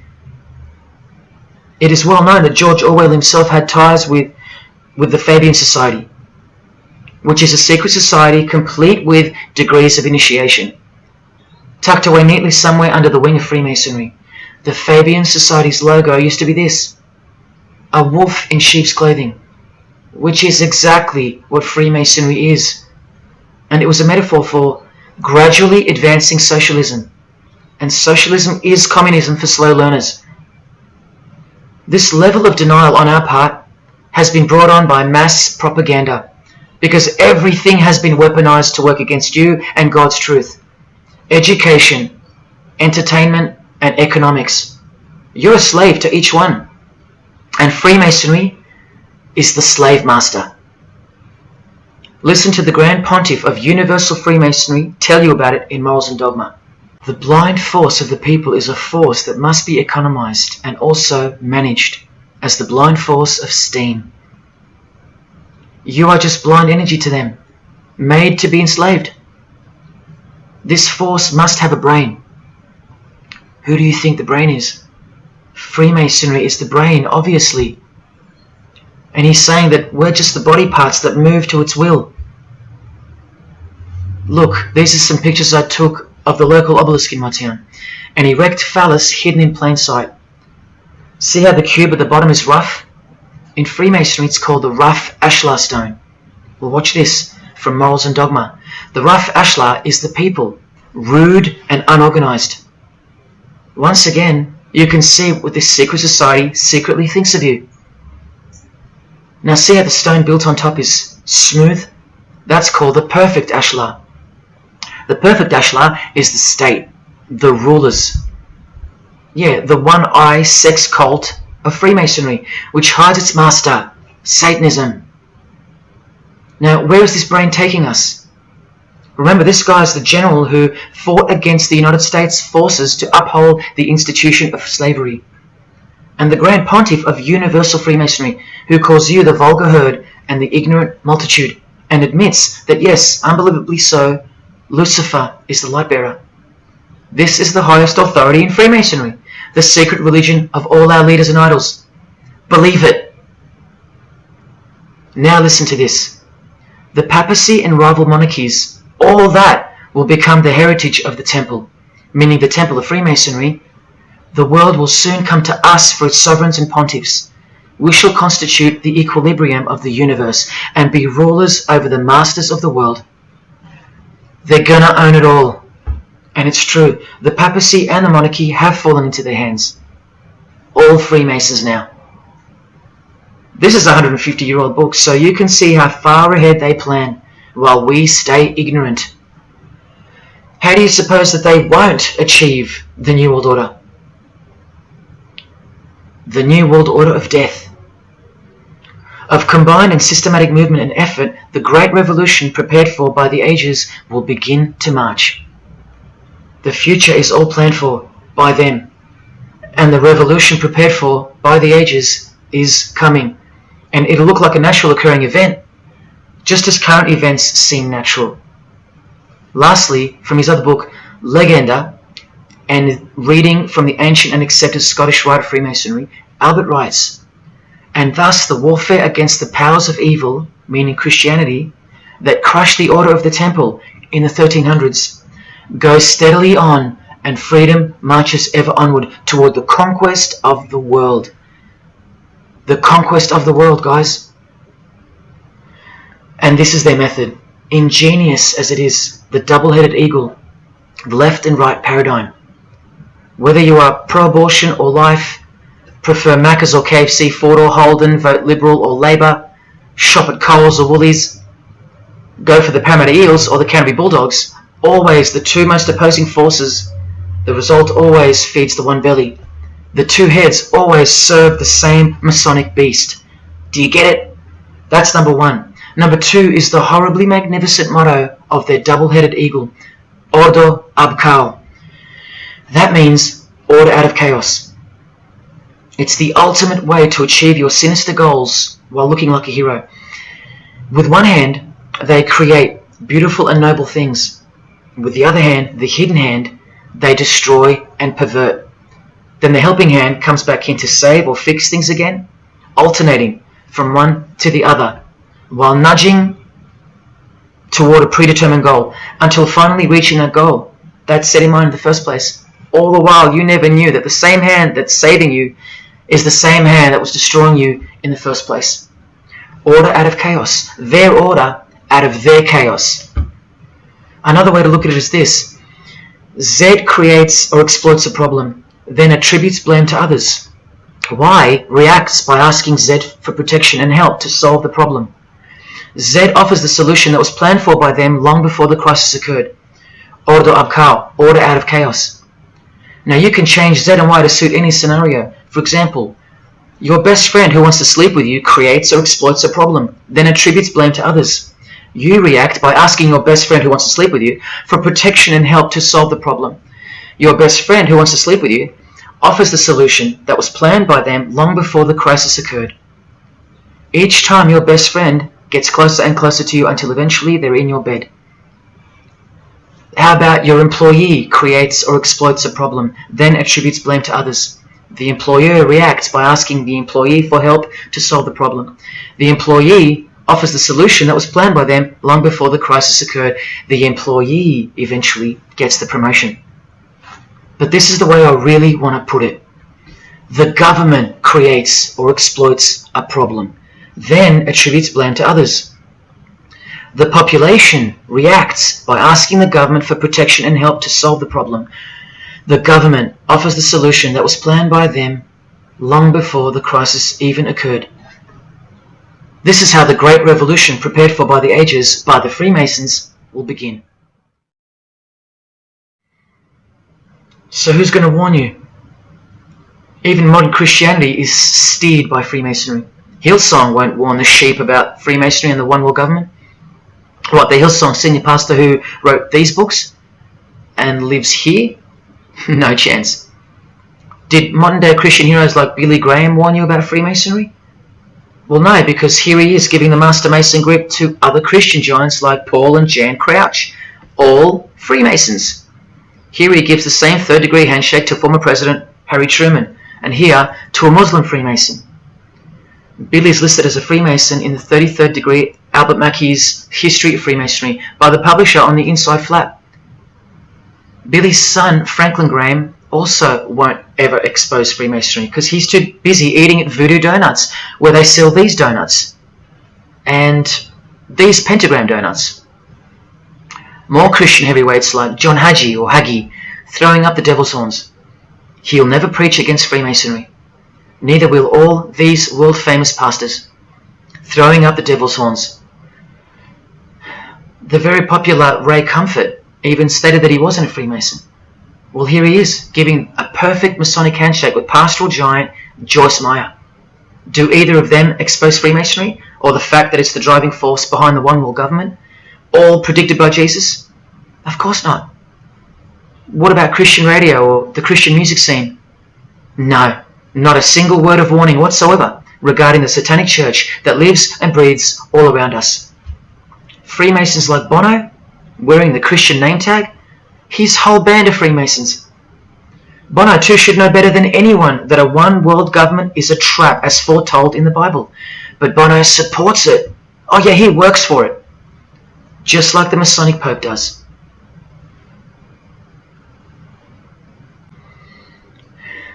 Even if by some freak chance they didn't know any better. No disciple of Jesus can bend their knee to another man in the Masonic Lodge, calling him master and swear to keep secrets. Look what they call each other from the Encyclopedia of Freemasonry. Master Mason, Grand Master, Most Eminent Grand Master, and the most appalling title of all, Most Worshipful Master. Most worshipful. Do you see how extra diluted the Christian Freemason has to be when Jesus said, "Do not be called master, because one is your master"? And what about all those oaths?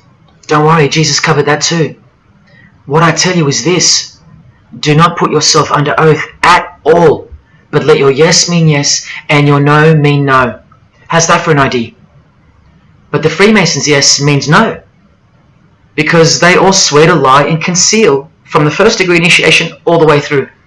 What is whispered in your ear, proclaim it from the rooftops. That's Jesus. You see the contrast? How precise he was and still is.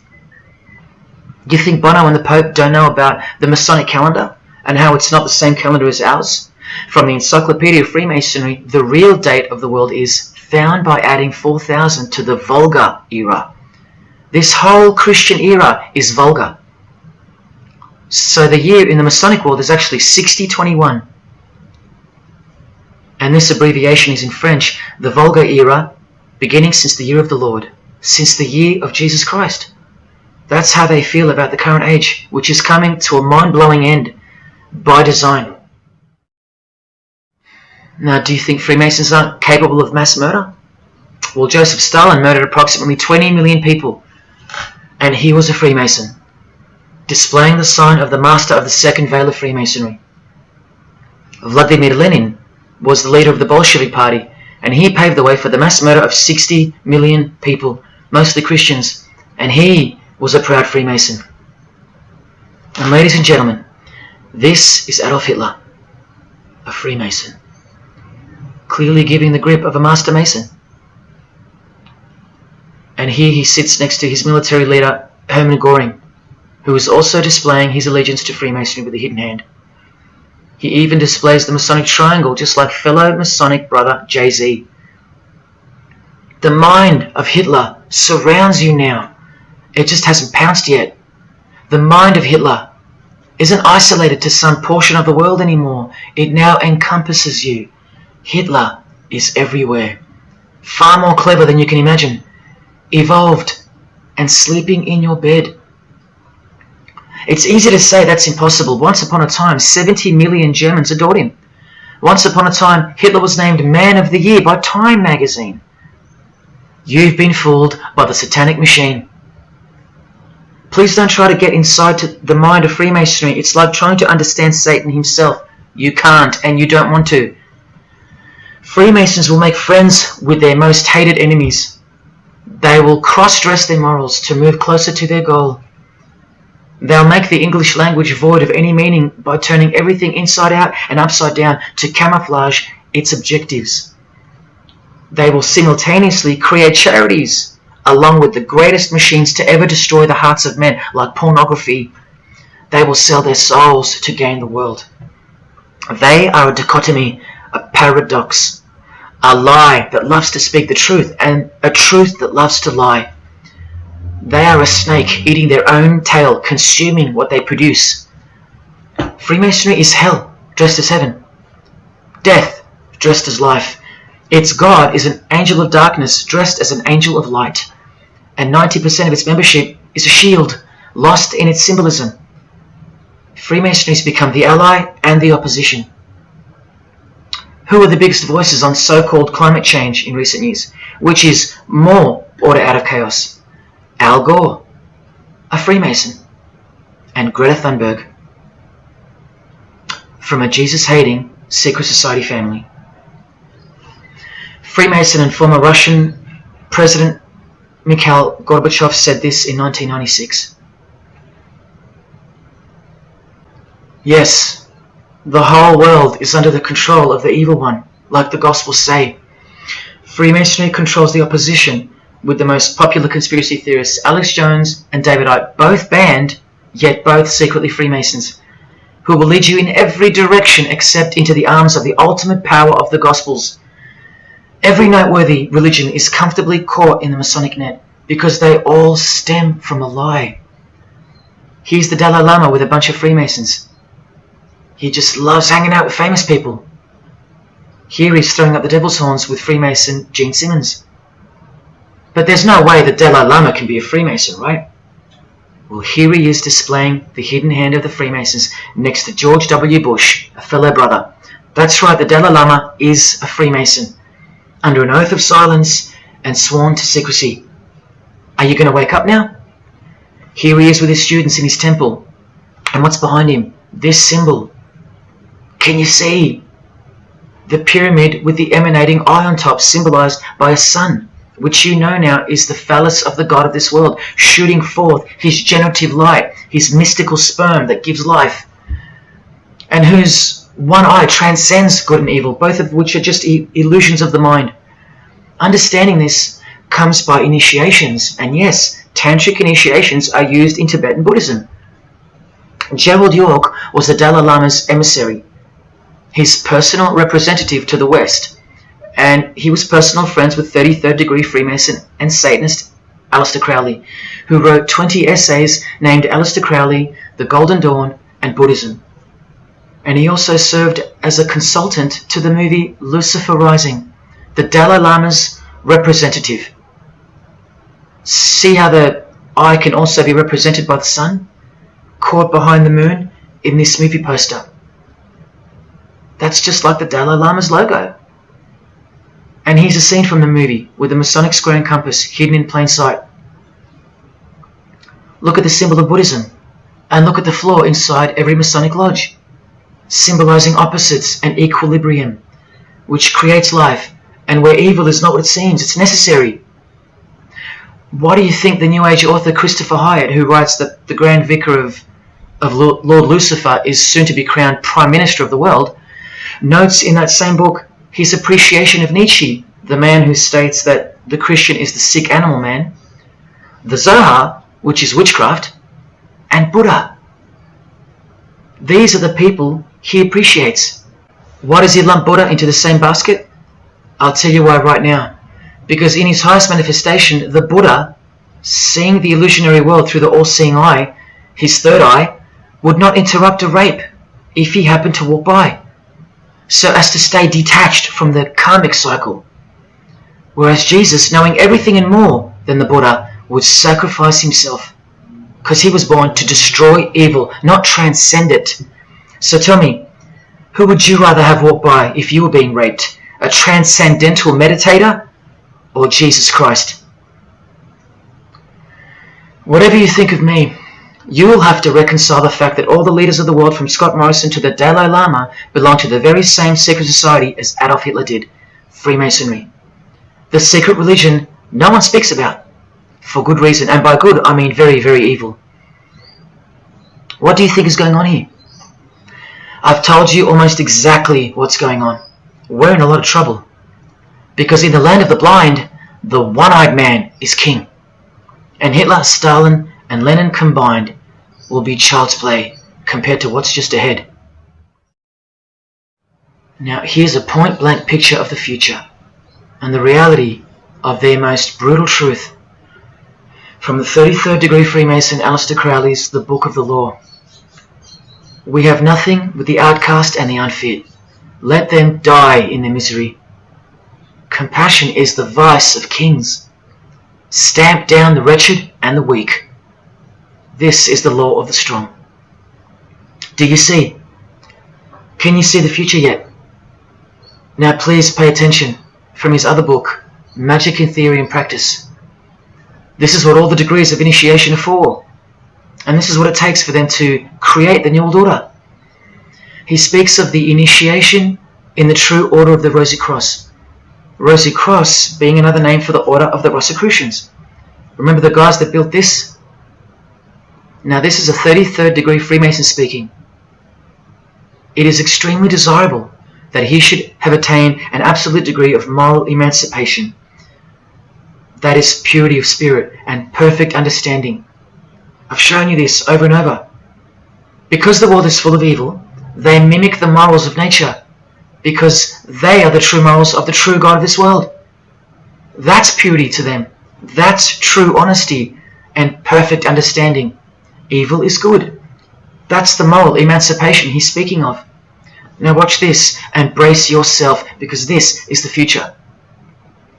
There is a magical operation of maximum importance, the initiation of a new eon. When it becomes necessary to utter a word, the whole planet must be bathed in blood. This bloody sacrifice is the critical point of the world ceremony of the proclamation of Horus, the crowned and conquering child, as Lord of the Eon. I've shown you that secret societies participate in the science of blood rituals. Well, this is what it climaxes into. A massive blood ritual in the name of the new Eon, the new age, which revolves around a divine plan not of this world, as confessed by all of them. You are not who you think you are. You are not where you think you are. Do you see it? Can you fathom? And what blood means in this world? So much more than what you may have known before now. Blood sacrifice is of the utmost importance. It's what the beings in the other realm require, desire. We can't fully understand it. But do you see how the blood sacrifice of Jesus Christ takes on a whole new meaning now? A very real meaning. And guess what? Because of it, the good guy really does win in the end. You either fall under the blood of the world or under the blood of him. There is no middle ground. Blood is like the monetary currency of the spirits, and that's how God bought us back from the legal ownership of the ruler of this world with blood, his own blood. Now you can begin to understand why they hate him so much. Because that's why he was born into the world of flesh, to produce blood of his very own. Not by means of perishable things were you set free once and for all, by the payment of ransom money, but by costly blood, by the one who was visibly manifested at the closing years of the times, for your sake. That is the truth. Do you think it's just a coincidence that this is the last age before the long planned for new order of the ages? That's ages, plural. That means forever. That's the plan. That's why the Gospels say that he was visibly manifested at the closing years of the times, at the end of this last age. In the book 1984, George Orwell told us, if you want a vision of the future, imagine a boot stamping on a human face forever. I've shown you that this so-called new age is in actuality a new satanic age. And it's not really new at all. It's very old indeed, it's ancient. But like I said, its progress was derailed by the appearance of Jesus on the human scene. Now I'll prove to you that the New Age is an old religion. Novus Ordo Seclorum is part of a quotation taken from the Roman pagan philosopher Virgil's fourth eclogue, which was borrowed by him from the Sibylline records, which were ancient prophecies delivered by an oracle through witchcraft or divination. That's where the phrase Novus Ordo Seclorum comes from. Now look at what the full phrase actually says. A mighty order of ages is born anew. Both the prophetic virgin and Saturnian kingdoms now return. Now a new progeny is led down from the lofty heavens. Favor, chaste Lucina, the boy soon to be born, in whom the iron age shall come to an end, and the golden one shall arise in the whole earth. We've just been told that the New Age is a Saturnian kingdom, which returns, so it's been here before. Next we see that a new progeny, meaning a new seed, a new race, there's that race again, is coming to earth. And that a boy will be born, who will bring the Iron Age, which is the age we're currently in, to an end. And that the Golden Age, the New Age about to begin, will again arise over the whole world. Now, what is the Saturnian kingdom? Well, for starters, this is a band called Saturnian Mist. And here on their front cover, we have a reference to magic. Then we see by the singer's shirt, they're Satanists. Then with his other shirt, we see the connection once again between the inverted pentagram of Satanism and the one eye of Freemasonry, the secret religion of the who's who of planet Earth. Freemason and Satanist Marilyn Manson has a song called Saturnalia, and on a satanic website on ritual offerings for demonic bindings, we find that Satan is Saturnian in nature. Here on the front page we see the inverted pentagram under the head of the Baphomet, and right next to it, a version of the square and compass of the Freemasons, of which a lodge is located near a suburb near you, no matter where on earth you live. The Satanic Church hidden in plain sight. Now let's go straight to the source so you can see for yourself the nature of the New Age Saturnian kingdom found in the full quote of the Freemasons' New World Order seal. From this book, which is a factual study of the single most influential occult organization in modern Germany, the Fraternitas Saturni, or the Brotherhood of Saturn. We learn of the path of the Saturnian initiate, which is outlined in detail with the meaning of all 33 grades, 33 degrees of Freemasonry. This is the very same thing, the same objectives. All secret societies work for the same goal because they all have the same spirit.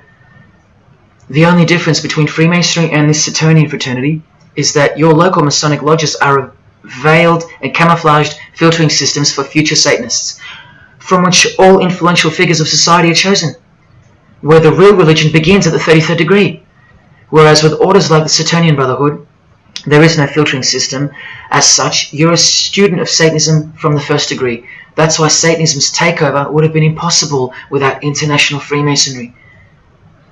The Saturnian teachings include sexual mysticism, sex magic, and Nietzschean Thelemism. Nietzsche, remember the guy who says that Christians and the mindset to help the weak makes up the sick animal man? The guy who wrote this book and doesn't believe in good and evil. And Thelemism from 33rd degree Freemason, who says that in this book that to initiate the New Age the whole world must be bathed in blood in a bloody sacrifice before man can accept the law of Thelema. Nietzschean Thelemism. That's what the New Age Saturnian kingdom, from which the Freemasons took this phrase from, actually looks like. This factual study on the Saturnian Brotherhood is filled with references to Lucifer, Satan, magic, sex magic, blood, sacrifice, the number 666 as mentioned by Jesus Christ himself, and of course, Freemasonry. The secret society that all of our politicians and entertainers belong to. And what's the demonic sigil for Saturn? The Masonic square and compass. Are you going to snap out of it now? When you see a beautiful sunrise and smell the fresh air, or hear a great song, or see a great movie, are you going to forget where you really are? When you hear people using Jesus Christ's holy name as a cuss word, are you going to forget where this phenomenon really came from and why it's taking place? Now that you've seen how actual and bona fide the reality of 666 is from their own mouths and symbols, let me show you where else it's revealed. Do you see these Roman numeral numbers down here? They add up to 1776, the year that America officially became the country we know of today.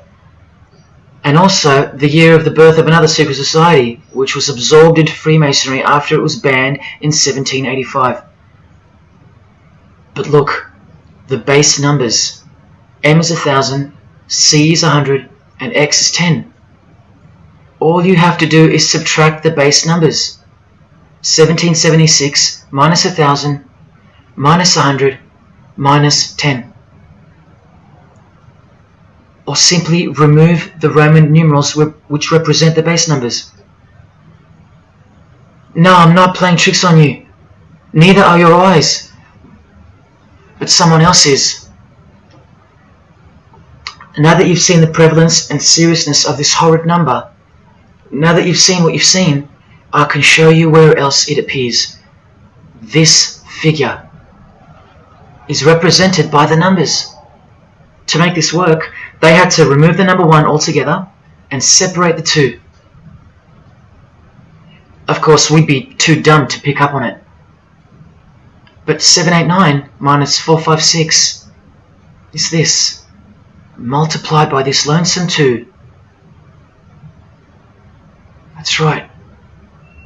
This dark and mysterious figure is none other than the long-anticipated Antichrist, the ruler of the Saturnian kingdom, which is on its way.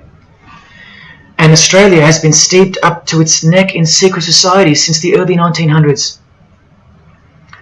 World Economic Forum logo, with this slash through the O's, is of course representative of the number of the ruler of the New Age, 666.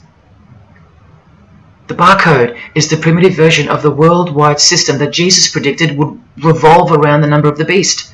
And as you can see, the base of every single barcode in all the world is 666. No matter if the lines are on the ends and in the middle are elongated or not. I found that out from the horse's mouth in an interview with the man who was commissioned by IBM to come up with a new way to automate data collection. There are in fact 3 sixes in the Google logo, which comes from this occult symbol. Coincidence? And he found in a Masonic lodge the square and compass symbol appears in the middle of a hexagram, which is a symbol used in the royal art of Freemasonry, witchcraft, as shown in this book. Well, among other things, the hexagram itself can be broken down to quite clearly represent 666. This is a Masonic square and compass designed by the Manal Masonic Lodge, symbolizing world unity. Up the top you find the logo of the United Nations. Well, there are 33 segments in the UN logo, symbolizing the 33 degrees of Freemasonry. See this crop circle here, with the Masonic eye on top of the pyramid? I know nothing about crop circles and the phenomenon of them, but I know how many rays are coming off the eye. 33. 33 degrees of Freemasonry. Don't forget that the highest authority of Freemasonry already admitted to be the designers of the pyramidal seal in a 1962 edition of their magazine, The New Age. I've shown you how the inverted pentagram makes for the spelling of the word Mason in the same seal. Well, that same pentagram with the elongated top horns appears here in a European Union logo. An inverted satanic pentagram right in front of our eyes. Here's the European Union building architecturally mimicking the Tower of Babel. That was the very same tower that the God of the Bible destroyed thousands of years ago, according to the Bible, when Nimrod, one of the admitted founders of the original craft of Freemasonry, tried to unite the world under one world government. So this logo and this building design is a clear statement to the God who intervened the first attempt at a world government. This is England's Secret Service logo for MI5 with the word intelligence being symbolized by the eye of Lucifer, who was viewed as the most intelligent entity in existence by the secret societies. And this is the symbol for the Information Awareness Office. You know exactly who's in control, and now you know exactly what they want, and they will get it. In a 1962 article written by former US President and Freemason's wife, Edith Roosevelt, in the New Hampshire News, and speaking of the spiritual counterpart building for the United Nations, called the Temple of Understanding, she writes that the symbolism planned for the building dates back to the black magic practiced by the high priests of ancient Egypt, and that the building will contain a giant eye. You don't have to wonder why now, because you know why. This clothing designer is fully aware that the one-eye symbol is synonymous with Satan and hatred of Jesus. Does this movie poster make any more sense to you now? Well, are you ready for the second biggest shock of all? Whatever you think of what you're about to see, please come see me on the other side of this so I can show you something. This clip only goes for a few minutes. And keep in mind, the only reason I'm showing you this to you is because the writer and director of the preview of this movie-style documentary was murdered, along with his wife and his little daughter and his dog, all before the production could begin. The murder was made to look like a murder-suicide, the news of which never made national broadcasts, just the local news. Case closed, nothing to see here. You have to ask yourself why, after so many movies with a dystopian, World War, totalitarian type theme, why was this movie so dangerous and strictly unacceptable for public viewing, that a whole family would be murdered? Well, this movie was going to tell us about America's secret destiny.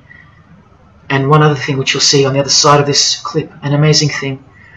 As titled by Manly P. Hall over 100 years ago, what's the secret destiny of America? Well, it's this.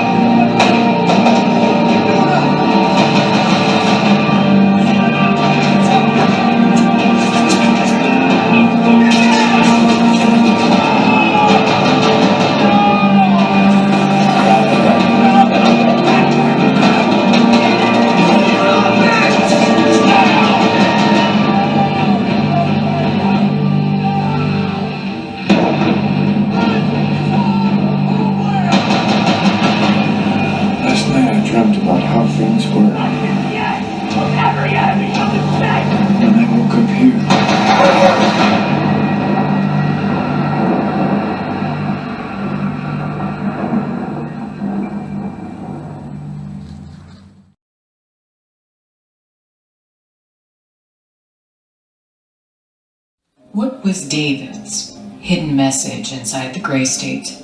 And could it be the reason for his death? Perhaps the scariest part of Grey State's conceptual trailer is this character here, who appears to be operating a guillotine. David Crowley was very intentional in this frame of the movie. He added something that I believe he wanted the people to know about. Who is the identity of this executioner? If you look closely, you will see that this terrifying character is wearing something around his waist. It appears to look like an apron. The executioner wears a Freemason apron, complete with the all-seeing eye, the compass, and the two pillars. I do believe David Crowley is trying to tell us something. He is telling us that the organization behind the French and American revolutions, the organization behind the Italian Revolution of 1830, the organization that outlined a plan to overtake the Vatican in a document called the Alta Vendita, the organization behind the Trail of Tears and the deaths of thousands of Native Americans under Freemason Grandmaster Andrew Jackson, the organization behind the Ku Klux Klan in the United States post-Civil War and its rebirth in 1915, the organization behind Hiroshima and Nagasaki during 33rd degree Freemason Harry Truman's presidency. These are men with a radical revolutionary agenda throughout the entire world because they worship and follow a radical revolutionary deity, the first to have led a revolt against the Most High Lord.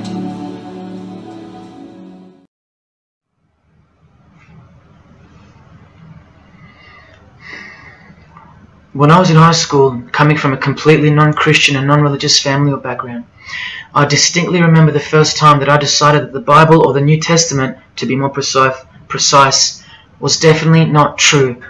Made up, fairy tale, whatever. It was one verse, one scripture that to me at the time proved unequivocally that it wasn't written for our time. A prophecy that was impossible to be fulfilled. Here's the verse. And I saw thrones, and they sat upon them, and authority to administer justice was given them. And I saw the souls of those who had been beheaded, because of the testimony they bore of Jesus, and because of the word of God. No way could guillotines be introduced as a form of execution in the 21st century, right? No way. Proof that the Bible was a prehistoric book written for prehistoric people. And this is long before he woke me up on a midnight highway to spare my life from a high-speed collision into a concrete wall. Ladies and gentlemen, in 2021, like the smartphone or the smartwatch, this is called the smart guillotine. Built by Chanel. You know, the perfume and clothing and accessories brand for the rich. What on earth does a perfume company have to do with chopping people's heads off? Well, I thought I told you that all of this is just the tip of the iceberg. I wonder who really owns Chanel. Well, here's their logo, and there is an eye in the design. And have you seen their drip design? How odd. Welcome to the real world. You ready? This is from a legislation archive from the Georgia House of Representatives in the 1995-96 sessions.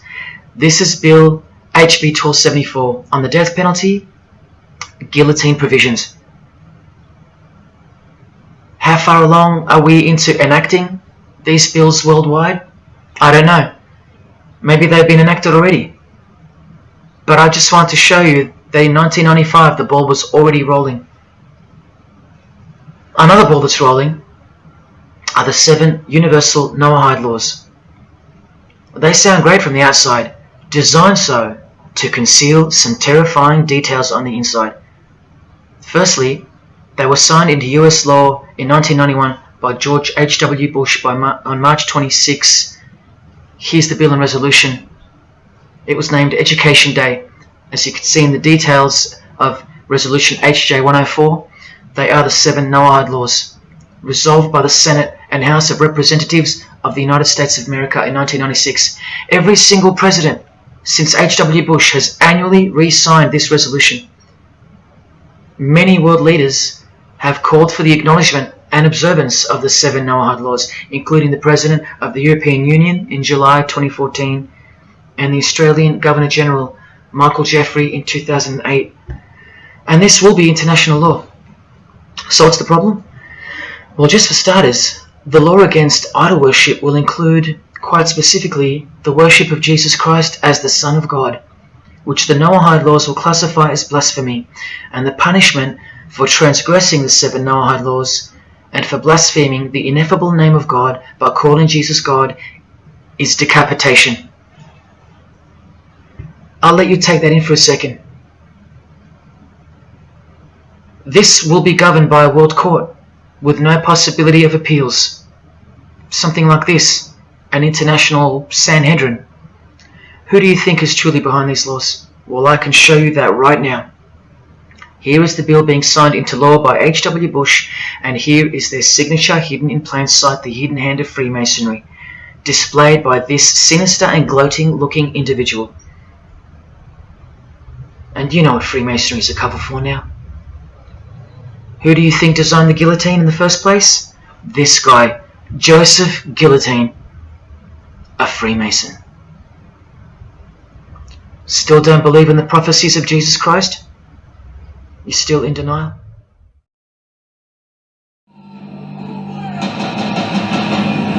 Last night I dreamt about how things were. And I woke up here.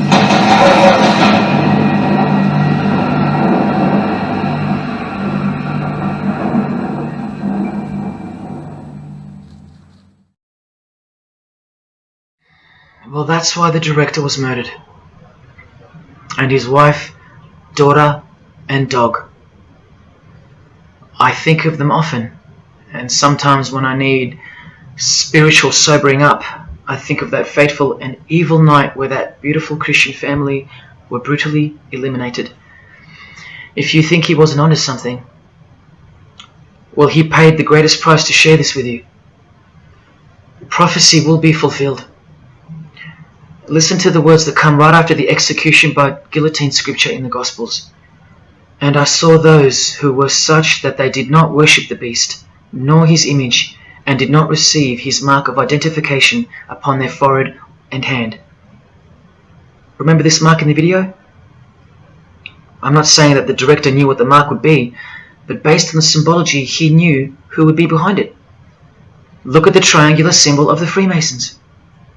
The Masonic triangle around the eye, and the Brotherhood of Saturn. Now look at the front cover of the book written by New Age author Maurice Nicoll. The mark.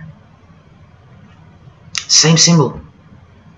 Identical to the symbol used by J.K. Rowling, who said its design was inspired by the Freemasons. Who has this tattoo, which represents the Baphomet. Well, Solve Coagula is the process in which they will bring this New World system to life. It's identical to the Masonic motto of order out of chaos. Solve means dissolve or destroy, and coagula means to bring the elements back together into a new and higher form, a new and higher system. Jesus described it as the beast system, and one way or another we will be marked as a form of identification in order to participate. But first, chaos must ensue. A deep Masonic truth, which is mostly true anyway, is that destruction precedes construction. It's like having to destroy a tree in order to create a table.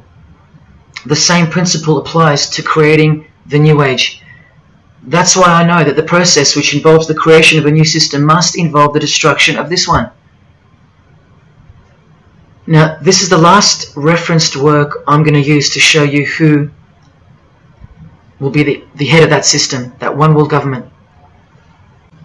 A book by David Spangler, considered as one of the founding fathers of the modern New Age. He also has an intimate relationship with the United Nations, as shown in a 1975 document which was uploaded to the UN archives in 2006. Please pause to confirm that, where you can find his name listed under the Board of Directors for the Planetary Citizens Group. In his book, Reflections on the Christ, David Spangler, remember, one of the founding fathers of the New Age and a member of the Board of Directors in a United Nations sanctioned program, repeatedly upholds and honors the entity known as Lucifer. He tells us all about what is required to step into the New Age. Well, mainly, what's required is a new understanding of the angel Lucifer. He writes that when this great project of evolution began, man went forth as consciousness to learn his divinity, and Lucifer went with him. It is important to see that Lucifer, described as an angel, a being, a great and mighty planetary consciousness. He says that, just like in Halloween and trick or treat, if the person offers a treat to Lucifer who knocks on his door, And the person says to Lucifer, "Come in, and I will give to you the treat of my love and understanding, and I will uplift you in the light and presence of the Christ." Christ meaning my outflow.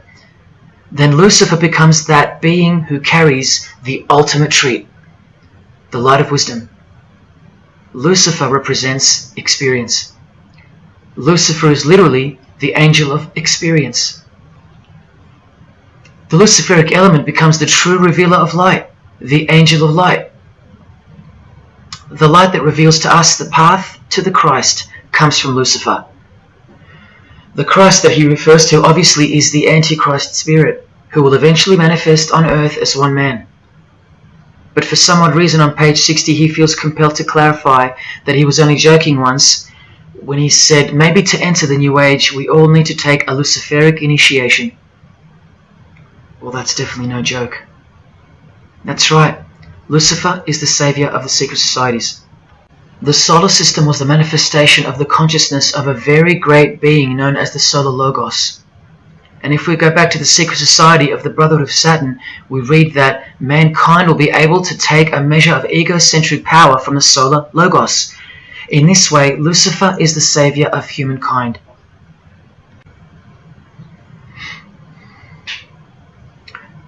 Do you see who you're dealing with? These are the people above you, the rich, powerful, influential, overflowing in all areas of those who are steering society, and they're about to reach their destination. Who showed you? Who told you? Who warned you? Jesus Christ did. Oh, those pesky Christians. In the animation flushed away, the villain Toad conspires to genocide all the rats in the Silver World and replace them with a superior species, a new species. No one is aware except for this one rat who's briefly seen in the beginning. He's a Christian rat, a nutjob, carrying around a plaque, as some real-life Christians used to, warning everyone of the impending doom that is upon them. What's the twist that's hidden in plain sight for no one to see? Well, the villain Toad, planning the New Age, wears the ring of a Freemason. This ring. And he wears it exactly on the finger that a Master Mason should. It is worn on the third finger of the right hand. There is one who predicted it all, and they know that. That's why he's been so thoroughly discredited, or so it seems. Yes, the nutjob Christian was right all along. Remember one last thing before I close. From Masonic New Age author Christopher Hyatt, who spoke of the well-planned for and long-awaited invocation of the Prime Minister of the world, when he wrote in his book, "A massive truth that I wish with all my being that you would grasp. Both satanic cults and Christian fundamentalists are closer to seeing the truth than most normal people. The world has always been at war, a spiritual war from the beginning. And if you don't know it, then you're losing the battle. The Gospel tells us so accurately that the enemy we wrestle against is not made of flesh and blood, but it is made of spiritual forces of evil in heavenly realms. That's where the real war is being waged, in the spirit. And now that we know what secret societies are and what they've tapped into, we can rest assured that that statement from the Gospels is true. That's why the common denominator between all of the secret societies is the anti-Christian sentiment. You need to ask yourself why. Why the negative obsession with Christianity? It's not as if Christians run the game. Freemasons have banned Bibles from schools. They teach evolution as a fact. Pornography is thriving. There are no Christian protesters left. Homosexuality is rampant and protected, and Christianity is buckled. Which church preaches against Freemasonry? Which church is telling you about Satan and his hidden church, which has permeated every vein of society? So why do they hate Jesus if they're at the top of their game? Because Jesus Christ is real, that's why. And he left us prophecy that they can't escape.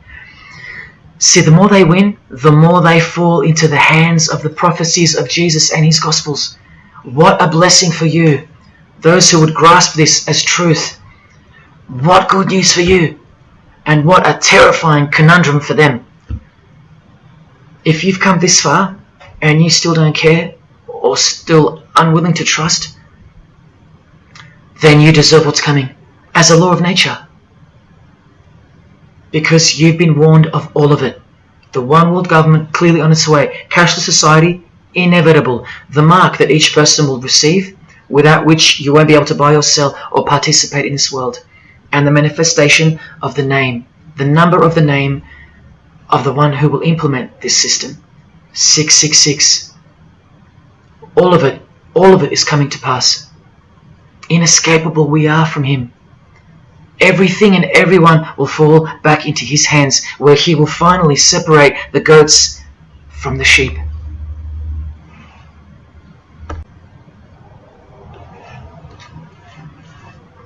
Now watch the Bible destroy Freemasonry like no other book in 2 minutes.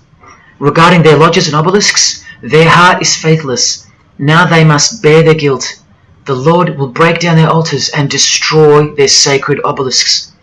And speaking of the bloodline that gave birth to Jesus, God says, "You shall not set up for yourselves a sacred pillar, which the Lord God hates."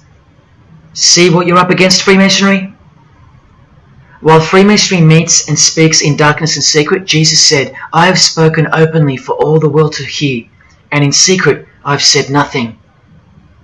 Freemasons are known as builders. Well, the stone which the builders rejected has become the cornerstone. Everyone who falls on that stone will be dashed to pieces. Anyone on whom it falls will be crushed. Every Masonic lodge is built so that all the members face the east. Who are these men with their backs toward the temple, facing the east and worshipping the sun? It is detestable. Freemasonry does evil in secret with their hidden hand, but they blow a trumpet over the hand that does good. But Jesus says, when you give to the needy, do not let your left hand know what your right is doing. Your good deed must be in secret, and your Father who sees what is done in secret will reward you. You can't become a Mason if you're broke, blind, maimed, or have a criminal record. Jesus said, but when you give a banquet, invite the poor, the crippled, the lame, the blind. Freemasonry takes pride in its secret rituals and is hungry to rule the world. The Gospels say that their destiny is destruction. They make appetite their God. They take pride in what should bring shame. Their minds are set on earthly things. Freemasonry believes that the light is but darkness visible. The Bible says, woe to those who call evil good and good evil, who put darkness for light. And Jesus further said, if therefore the light which is in you be darkness, how great a darkness that would be. Freemasons spend their whole lives taking gruesome oaths of secrecy. Jesus said, but above all things, my brethren, stop the practice of putting yourselves under oath. Freemasonry is built upon a hierarchical system, a pyramidal system. Jesus said, for everyone who exalts themselves will be humbled, and whoever humbles themselves will be exalted. We could go on and on, but we're going to end on this one. Exclusively written for the practices in the lodge room of political Freemasonry. A troublemaker and a villain who goes about with a corrupt mouth, who winks with his eye, signals with his feet, and teaches with his fingers, who plots evil with deceit in his heart. He always stirs up conflict. Therefore, the disaster will overtake him. He will suddenly be destroyed. That is Freemasonry through and through. And apart from the man in the mirror, prior to your baptism of the Holy Spirit, Freemasonry is the villain. They do go about with a corrupt mouth as they are sworn to secrecy. They do proverbially wink with the eye, making the one eye.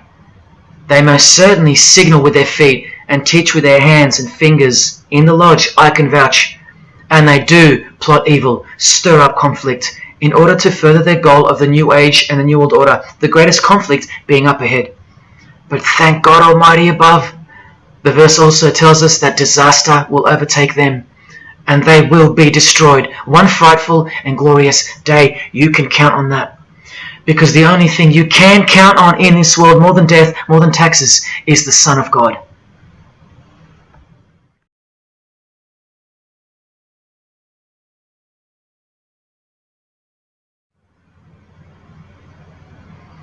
This is it.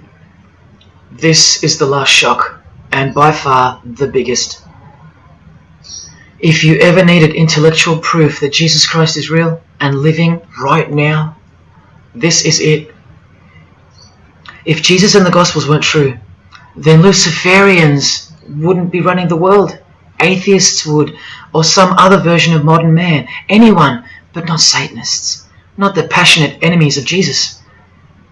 If Jesus wasn't real, then so-called Satanists would be scattered here and there over the world in little local covens by silly teenagers rebelling against society and living in their own la-la land with their own little make-believe devils, being make-believe rebels. But no, people who believe that Lucifer is God run the world from top to bottom. They are dedicated to the core. They're highly sophisticated. They make the movies, they star in the movies. They write the songs, they sing and dance. They are worshipped as idols. They set trends, they live large, and they practice witchcraft, complete with sex magic and blood sacrifices. Why? Why do they do that? Why would they bother? Because witchcraft is real and has been since before civilization began, hidden from the vile multitude who have been stupefied by propaganda to the point that they don't believe in anything anymore. And who waged a war on witchcraft on your behalf? God did, the God of the Bible. If Jesus wasn't real, Luciferians wouldn't be building their paradise on earth. Atheists would. If Jesus wasn't real, Luciferians wouldn't be passionately hating him to the point of keeping their existence hidden under penalties of torture and death. Lo and behold, in the 21st century, yes, if Jesus was a myth, Luciferians wouldn't be working overtime to inadvertently fulfill every prophecy that Jesus gave us. Can anybody read me? What part of Jesus foretold a worldwide cashless system, a worldwide government, and a worldwide religion do you not get? If Jesus wasn't real, why do former Satanists freely admit that only the true Christians are immune to witchcraft? They have no power over the disciples of Jesus. How is that possible? And what about this one that's been going around? If the Gospels were written by the Catholic Church in order to control people, then why didn't they include a Pope in the Scriptures? There's no Pope here. Why didn't they include instructions to obey the priests? There's no priests in the New Testament, except for God himself and all his disciples. We're all priests. If the Gospels were an invention of the Catholic Church, why does Jesus say to call no man Father except your Father in heaven? Yet every priest holds the title of Father. If the Gospels were an invention of the Catholic Church to control people, why were only priests allowed to own a Bible and not the common people? Why did they burn William Tyndale at the stake, a Christian scholar who translated the Bible into English? Are you with me? Please help me understand how you don't believe in Jesus when even your enemies, the high-ranking Freemasons, think that you're stupid for not believing in Satan. There was the first shock, which was the fact that an international secret society exists at all, and that all people in power, prominence, celebrities, they're members of it. That was the first shock. The second shock was the oaths they take and the rituals they perform. Decapitated heads, brains exposed to the sun, drinking wine from human beings' skulls, all done by the people you respect the most.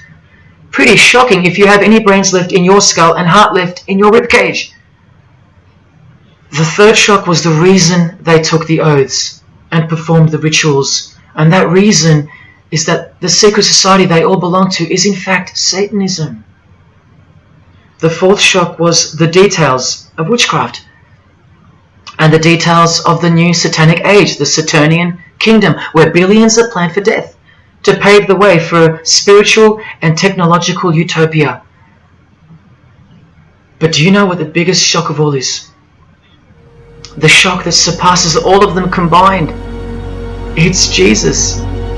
Jesus is the shock. He's the shockwave, the reality and truth of him.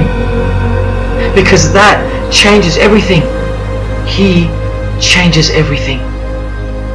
The greatest news you could never think up, that God left his abode to come here, a form of hell, manifest on earth, to be ridiculed and executed to save our sorry asses by taking a bullet for us. Don't worry, his second coming won't be so sacrificial. Better start fearing like you fear a cop and like you fear a judge. Oh, I know you tremble in front of them, but you don't fear God? Oh, how we love the darkness and sin. Possibly you, loved gossip, you loved sex and porn, you loved sodomy, you couldn't stop lying, you couldn't stop cussing, you loved your idols, singers, actors, sports people, sports teams, putting people who fart, smell and eventually die on a pedestal. You just couldn't cut yourself off from the ways of the world. Purity? Who wants to be pure? I have to be pure? I have to live holy? Stop sinning? That's so boring. What kind of God is this? To hell with that God. Well, do you like filth in your home? Do you? Do you like filth on your carpet, on your clothes, on your face? Do you invite filthy guests over and give them a share in all your belongings and all your power? Do you give them the keys to your house and car? No, you don't. But the Creator, who has the greatest house of all, he should. We can barely earn $1,000 a week, and we don't give that away to anyone. But now God should share his wealth with you, the unclean, the unrepentant. Is it too much to ask your filthy guests to clean up before they enter? To watch their mouths, to control their willy? Is that too much to ask? Oh, but if God was real, what about all the children that die? What about them? What are you doing about them? Are you still stuck on which phone you're going to upgrade to or what's for dinner? Why don't you leave your abode, your luxuries and your loved ones and risk it all to go save some children yourself? Oh, but what about all those who've never heard of Jesus? Let me ask you, what's your excuse? I know they have one, but what's yours? You've heard of him. Every morning you wake up and look at the calendar is a testament to his name, because it's 2021 in Australia, it's 2021 in Brazil, it's 2021 in China, it's 2021 in every single country in the world. So let me ask you, 2021 years since what? Like I said, just waking up in the morning and knowing what day it is a testament to him. But if God was real, why wouldn't he just show himself? Show himself to who? To you? You can't even get on your knees and repent. You can't even hate sin and scream out to him. So why would he? How do I get the girl if I don't ask her out? And if I do, maybe she rejects me the first time and the second. How bad do I want her? How hard will I try? Most haven't even knocked on his door. Well, I did. I just kept knocking and knocking, and then I started banging and banging. I refused to leave his porch. I lay there like a hungry puppy. But even when he answered the door, I did the runner, because he was too big for me, and I loved sin a little too much. Yet he still left the light on for me. But here's the craziest part about people who ask me why he doesn't just show himself the way they'd like him to. Their hearts have been so hardened that even if he did appear to them, in 2 weeks they would go back to being their old self, and he knows that. That's why. They might even forget it ever happened. Oh, that was just a crazy day. That was probably all in my head. Oh, how we love to make excuses. But if God was real, what about all the other gods? What other gods? Did Buddha perform a miracle for you? Did he affect a plethora of witnesses? Were his followers stoned to death, sawn in half, eaten alive? Did historians of his era leave any trace of him? Did he prophesy all the kingdoms that would appear on earth, and in what order? Did he foretell of worldwide floods, of enemies that would despise his followers, use his name as a cuss word, and eventually attempt to set up a world kingdom? Did his appearance change the calendar from one end of the world to the other, and predict that his appearance would in fact change the calendar? What did the Prophet Muhammad do for you? Apart from stealing Jesus from billions of people and corrupting the Gospels, did he dedicate his entire life to sinlessness? Did he remain celibate so that his blood could make a difference in the hidden realm? By the science of sacrifice, which is practiced in secret every day, in order to shield your very soul? No, he didn't. Instead, he had 11 wives. One of them was 9 years old, and he lived like a king, while the real king lived like a slave, and died like one too, and washed the feet of his disciples, while demons trembled at his name and presence, and still do. And let's not even bother with the other pagan gods, Osiris, Odin, Vishnu, all inventions of fertility cults that worship the sun, sex, genitals, death, destruction, agricultural religions. Did anyone else apart from Jesus Christ ever say the words, "I am the truth"? Have those words even ever come out of someone's mouth? I've heard of "I know the truth," "I have the truth," but "I am the truth"? That doesn't even make sense. Unless truth itself was once upon a time born on earth as a man. Well, of course he's the truth. Where are all the heart-wrenching, knee-buckling testimonies about the indescribable power of this Holy Spirit, which comes in to sweep you off your feet and drown you in its tides, changing you forever? Where are all those testimonies? I'll tell you where they are. In the Christian column. That's where. Oh yeah, you'll get them here and there in every genre, but Christian testimonies simply outclips the rest. Where are all the life-changing, electrifying Hindu testimonies? The Muslim testimonies? A Muslim, Buddhist, or a Jew on the street corner, or from the proverbial rooftops, shouting the truth for all to hear, no matter the cost, because they love us that much, because he loves us that much? Where are they? And Freemason testimonies? Have you even heard of one of those? Satanic testimonies? You ever heard of one of those? A Freemason on his knees, sobbing from joy because of the overwhelming knowledge that Lucifer loves him? No Mason or Satanist has ever done or heard of such a thing. But the biggest cult in size is the cult of society. Where do you think the word culture comes from? And the TV, the doctors, the idols, the PhDs, the scientists, they are the priests of the cult of society. You atheists think you don't live in a religious world of your own, filled with daily rituals and daily worship? Even your beliefs require faith in what your priests teach you. Evolution, no proof. Age of the earth, no proof. Distance of the sun, all faith-based on what you are told by strangers. You can see the rings of Saturn with your telescopes, but you can't see the buggy on the moon that was left behind in 1969, yet you still believe, because you have faith. Don't you worry, no matter who you are, you live in a religious world, because life is religion. And if you're still in the "I'm not religious" category, think again. You all worship something or someone, and your religion is futile. But for you, for the one, whoever you are, remember the advantage that evil has over good. A little good doesn't destroy evil, but a little bit of evil destroys all good. See this glass of water? One single drop of poison is enough to render the whole lot useless or deadly. That means that 99% of the goodness and purity of that water amounts to nothing, all because of one single drop.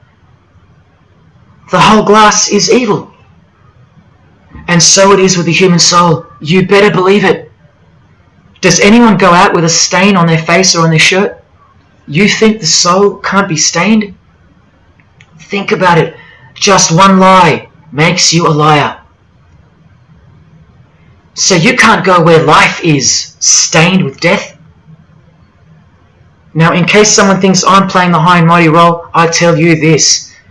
I used to be a liar. I used to be a pervert. I used to be a drunkard. I used to smoke all kinds of poison. I used to have angry outbursts, use a filthy mouth, indulge in filthy humour. I used to. Past tense. But no more. He finally summoned me. He called my name for the last time. He took my dog, then my music. He took my band, broke it all, and broke me, flooded me clean. He sent for me. He woke me up from a deep sleep. on a high-speed midnight highway with a whisper, an actual whisper in my ear, and only meters between me and a concrete wall with my name on it, because he knew I had it in me. I had it in me to lay it all down, risk everything, so I can take a stand for him, for the Gospels, and for you. Well, this is me taking a stand. Brothers and sisters, I did all this for just one person, and I'll be hated and mocked and worse maybe, so that that one, whoever you may be, will wage war on sin and believe. Don't let even one drop in. No matter what the distractions this evil world may place in your path, in order to bury itself and its poison in your heart, where it will take root and overpower the 99% goodness in you. Just like only a few find success in this world, even fewer will find the kingdom.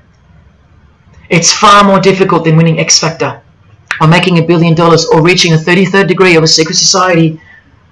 It's as difficult as loving your greatest enemy. And that's just about impossible. But if you can figure out how to do that, then you've found the road to life. And I hope to see you soon.